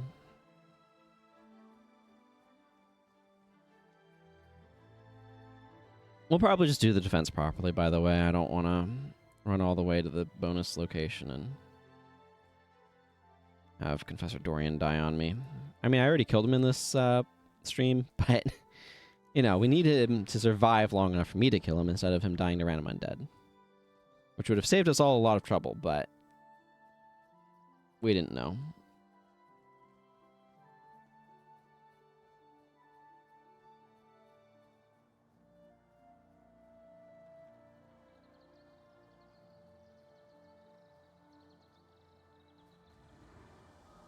I accidentally shatter hexed myself. What do you think you are, Jade Brotherhood mages? That earthquake nonsense on me?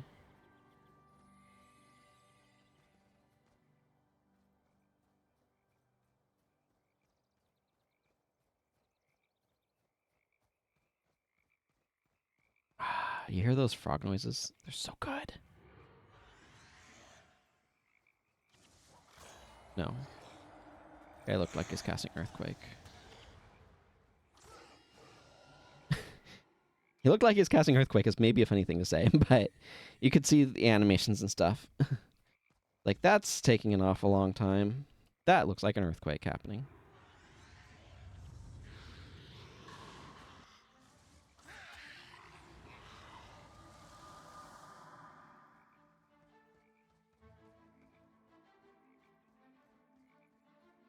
I love these swamps of Kryta, and I'm so sad that Guild Wars 2 Kryta is so less swampy.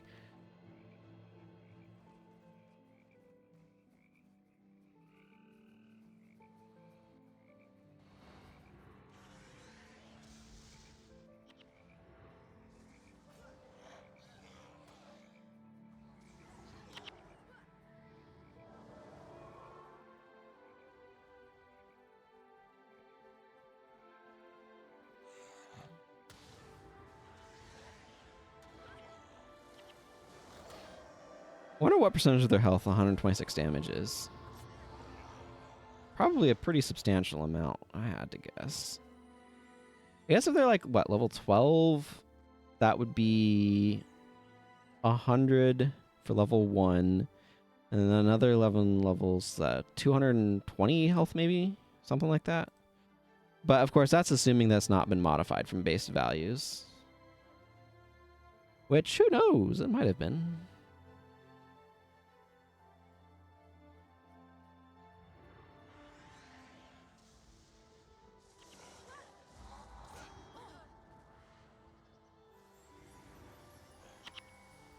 Yeah, it might be a little bit higher than that. I don't know. Not worrying about it. I'm gonna grab words. I'm gonna go words this Melandria offering.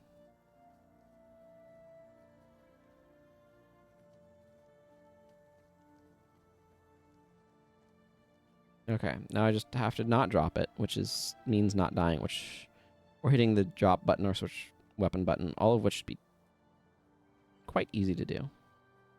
To avoid doing, or whatever. It'll be easy to not drop this thing, is what I'm saying.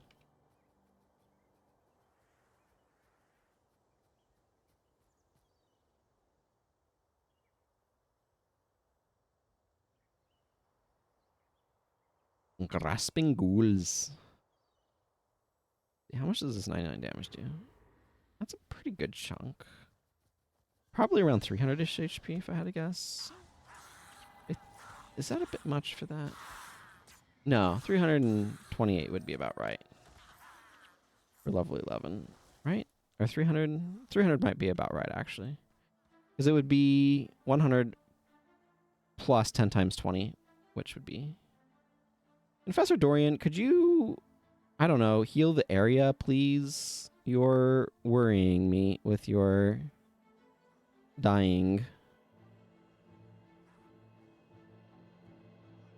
Okay, yeah, so about 300 HP. So it's about that 120, 100, whatever, would be about a third, a little over a third.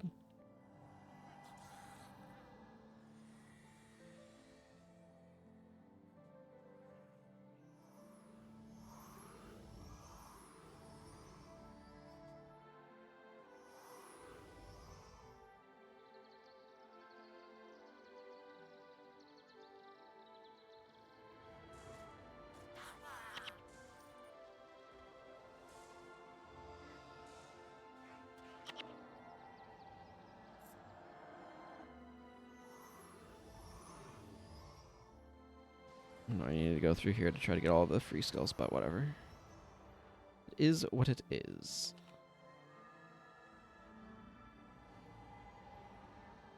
Smite Hex, you say? Spicy.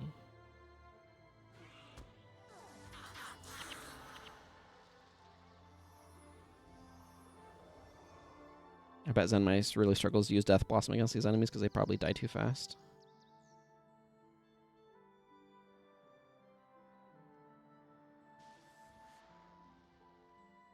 This is a really good thing to know about, though, that you can just make your melee attacks holy damage for a fairly simple investment. There's a variety of areas where that sort of thing is quite useful. Bold of you to run up into our faces before trying to apply poison.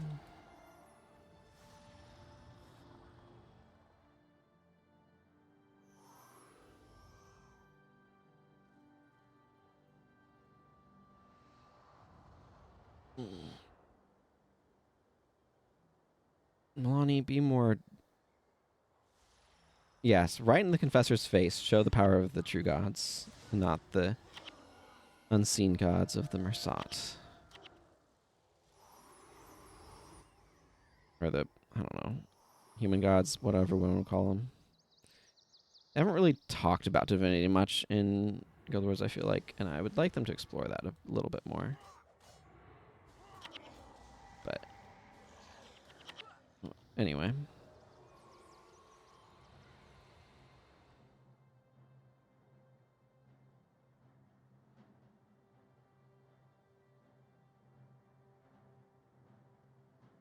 The White Mantle should never use these avatar forms because it would go against their religion.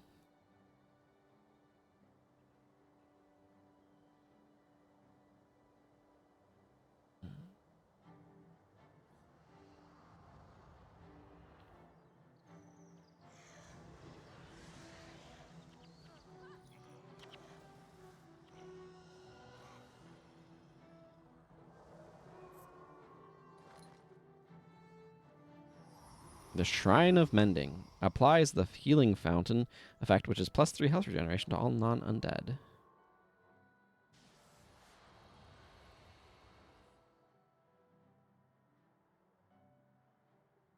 By the way, I don't know why they don't just activate the Jade statues, but they're probably trying to keep them a little bit quiet for now.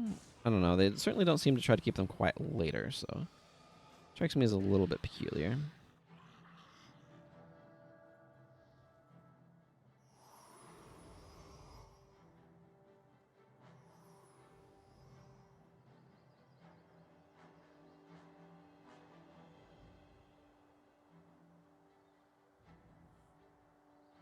Reach out the Decayed.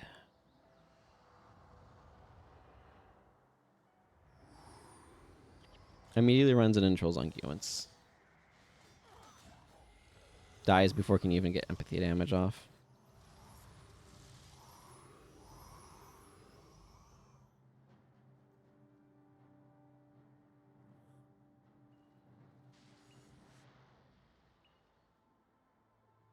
Confessor Dorian, I don't think you're especially competent here. He has such a massive frown. Frump, you might say.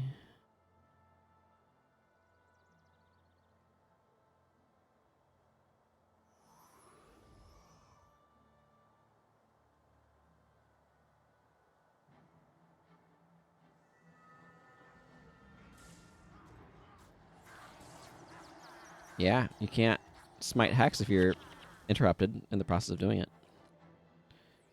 I knew you were going to try it too. I'd learned your behavior. Oh man, those are so low value.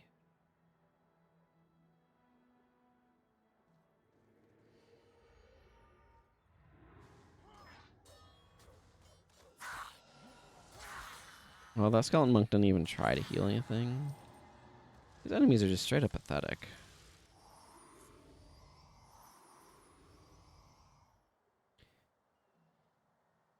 I could probably leave, like, Milani here and just wander off and be fine. I'm not going to, but I probably could.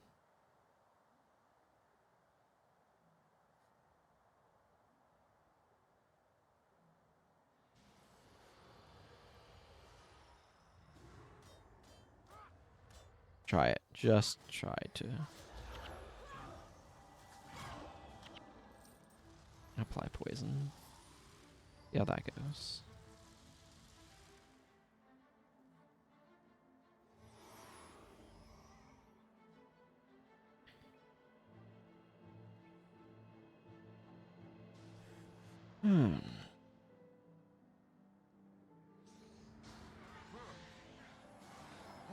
Infuse health? That's not what I was expecting that guy to do. Then again, zombie warlocks are not really prone to triggering mistrusts, so...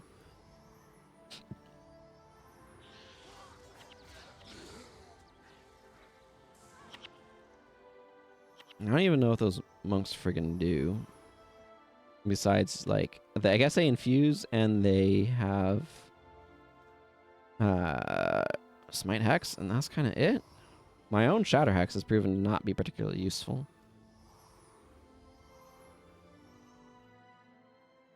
It's kind of an interesting fountain.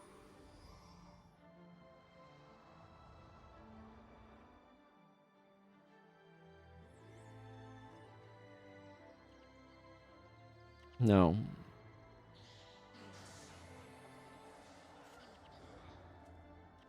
Also no.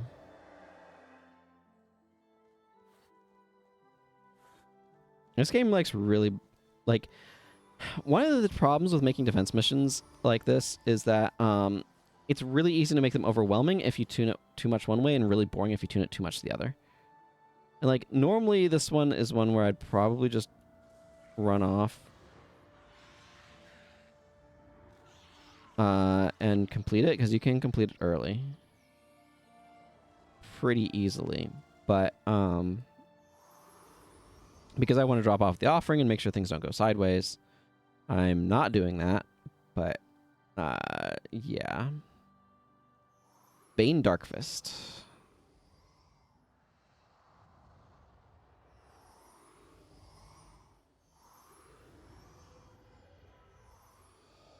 Ooh, you actually do a thing.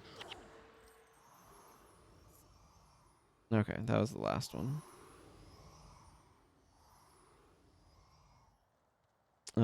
Okay, well that's fine. I'm gonna go turn this offering in to the gods that you have rejected.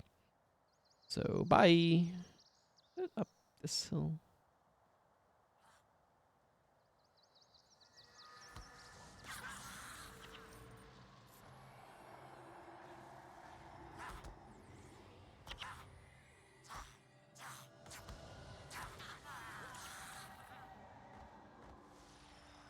Yeah, because you need to get past these gypsy ettins.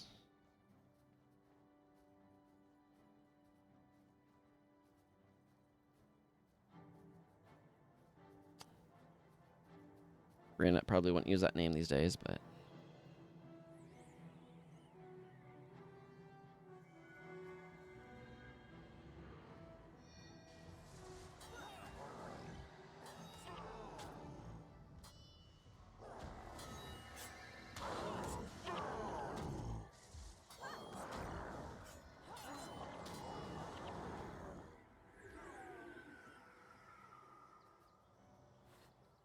okay. Up the hill.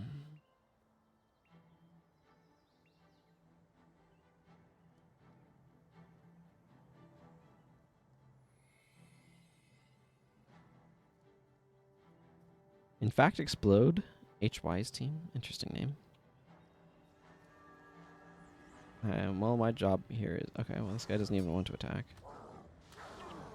There he goes.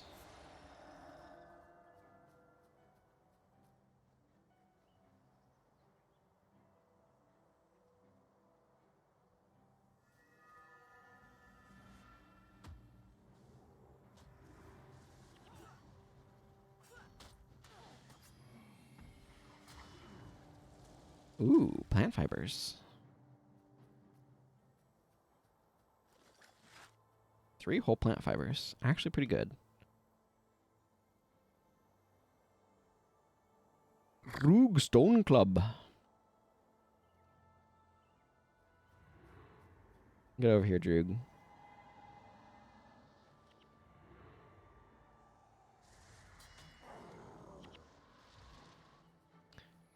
Couple more ancient oak hearts.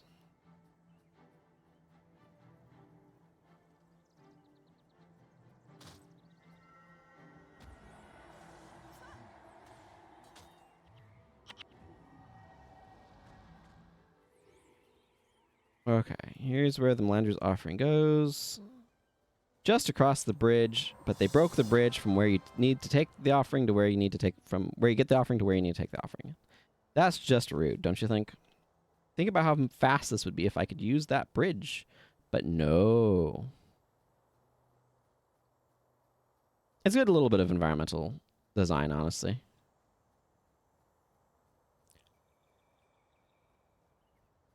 I like it.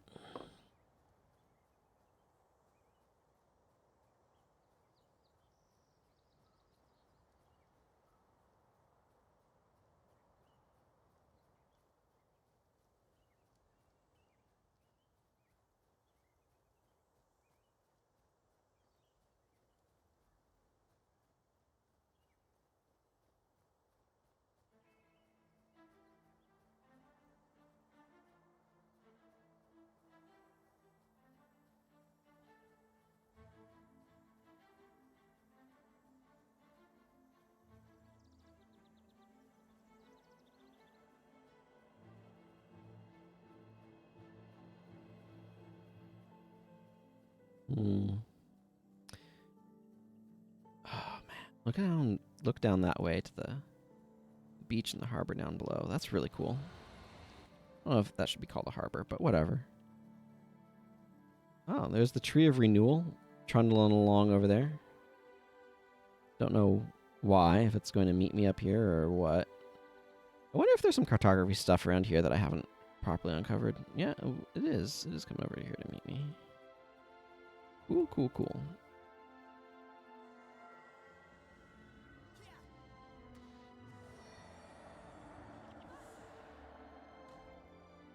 Hello, Dinas. Thank you.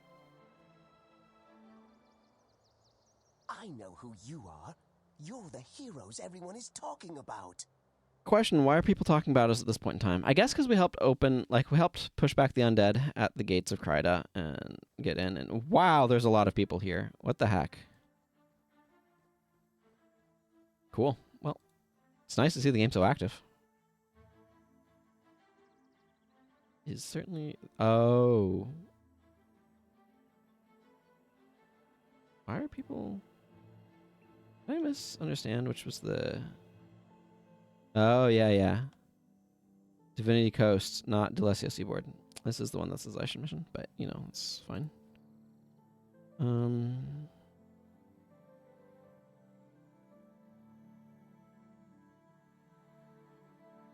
Bones and more bones and...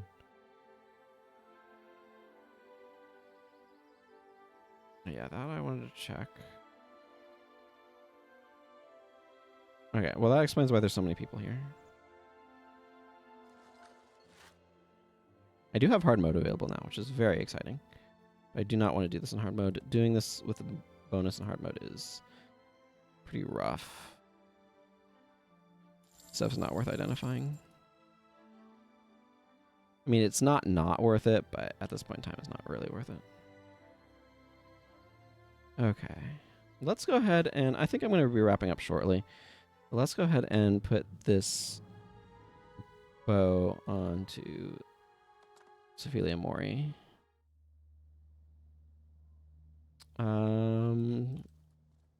Also, while I'm here, I can talk to the Count and accept this quest.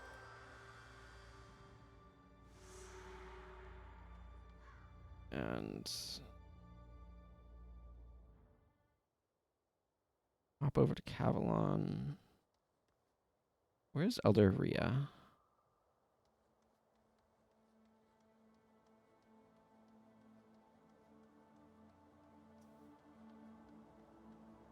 I can accept this quest too.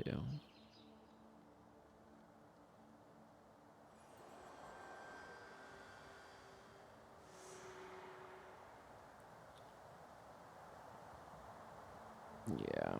I have the Rot Ring. Ooh. It's her second birthday. She got a miniature Wind Rider. She also has a miniature Prince Rurik and 4 jade bracelets. How fascinating. That's an old bow. That's not any good anymore. Zealous Bowstring. That's nice. I might have to make her a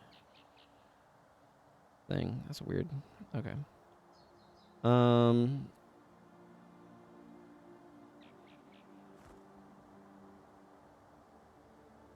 just gonna slot that in there. I want to get this customized, so I'm gonna need 10 gold for that. I don't know if there's a weaponsmith here that will do it. I mean, there is a weaponsmith here. Where's my faction alignment? Yeah, okay, I am more Luxon than Kurzik right now, so should be pretty accepting of my desires.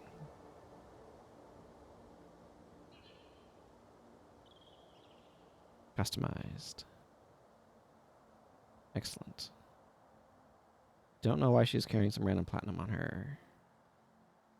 That's random.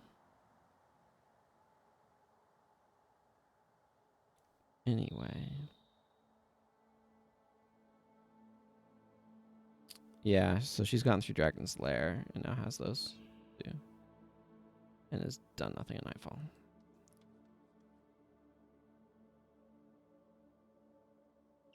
I don't know what my plans were for her and why she's in the House of Helzer, but anyway, cool.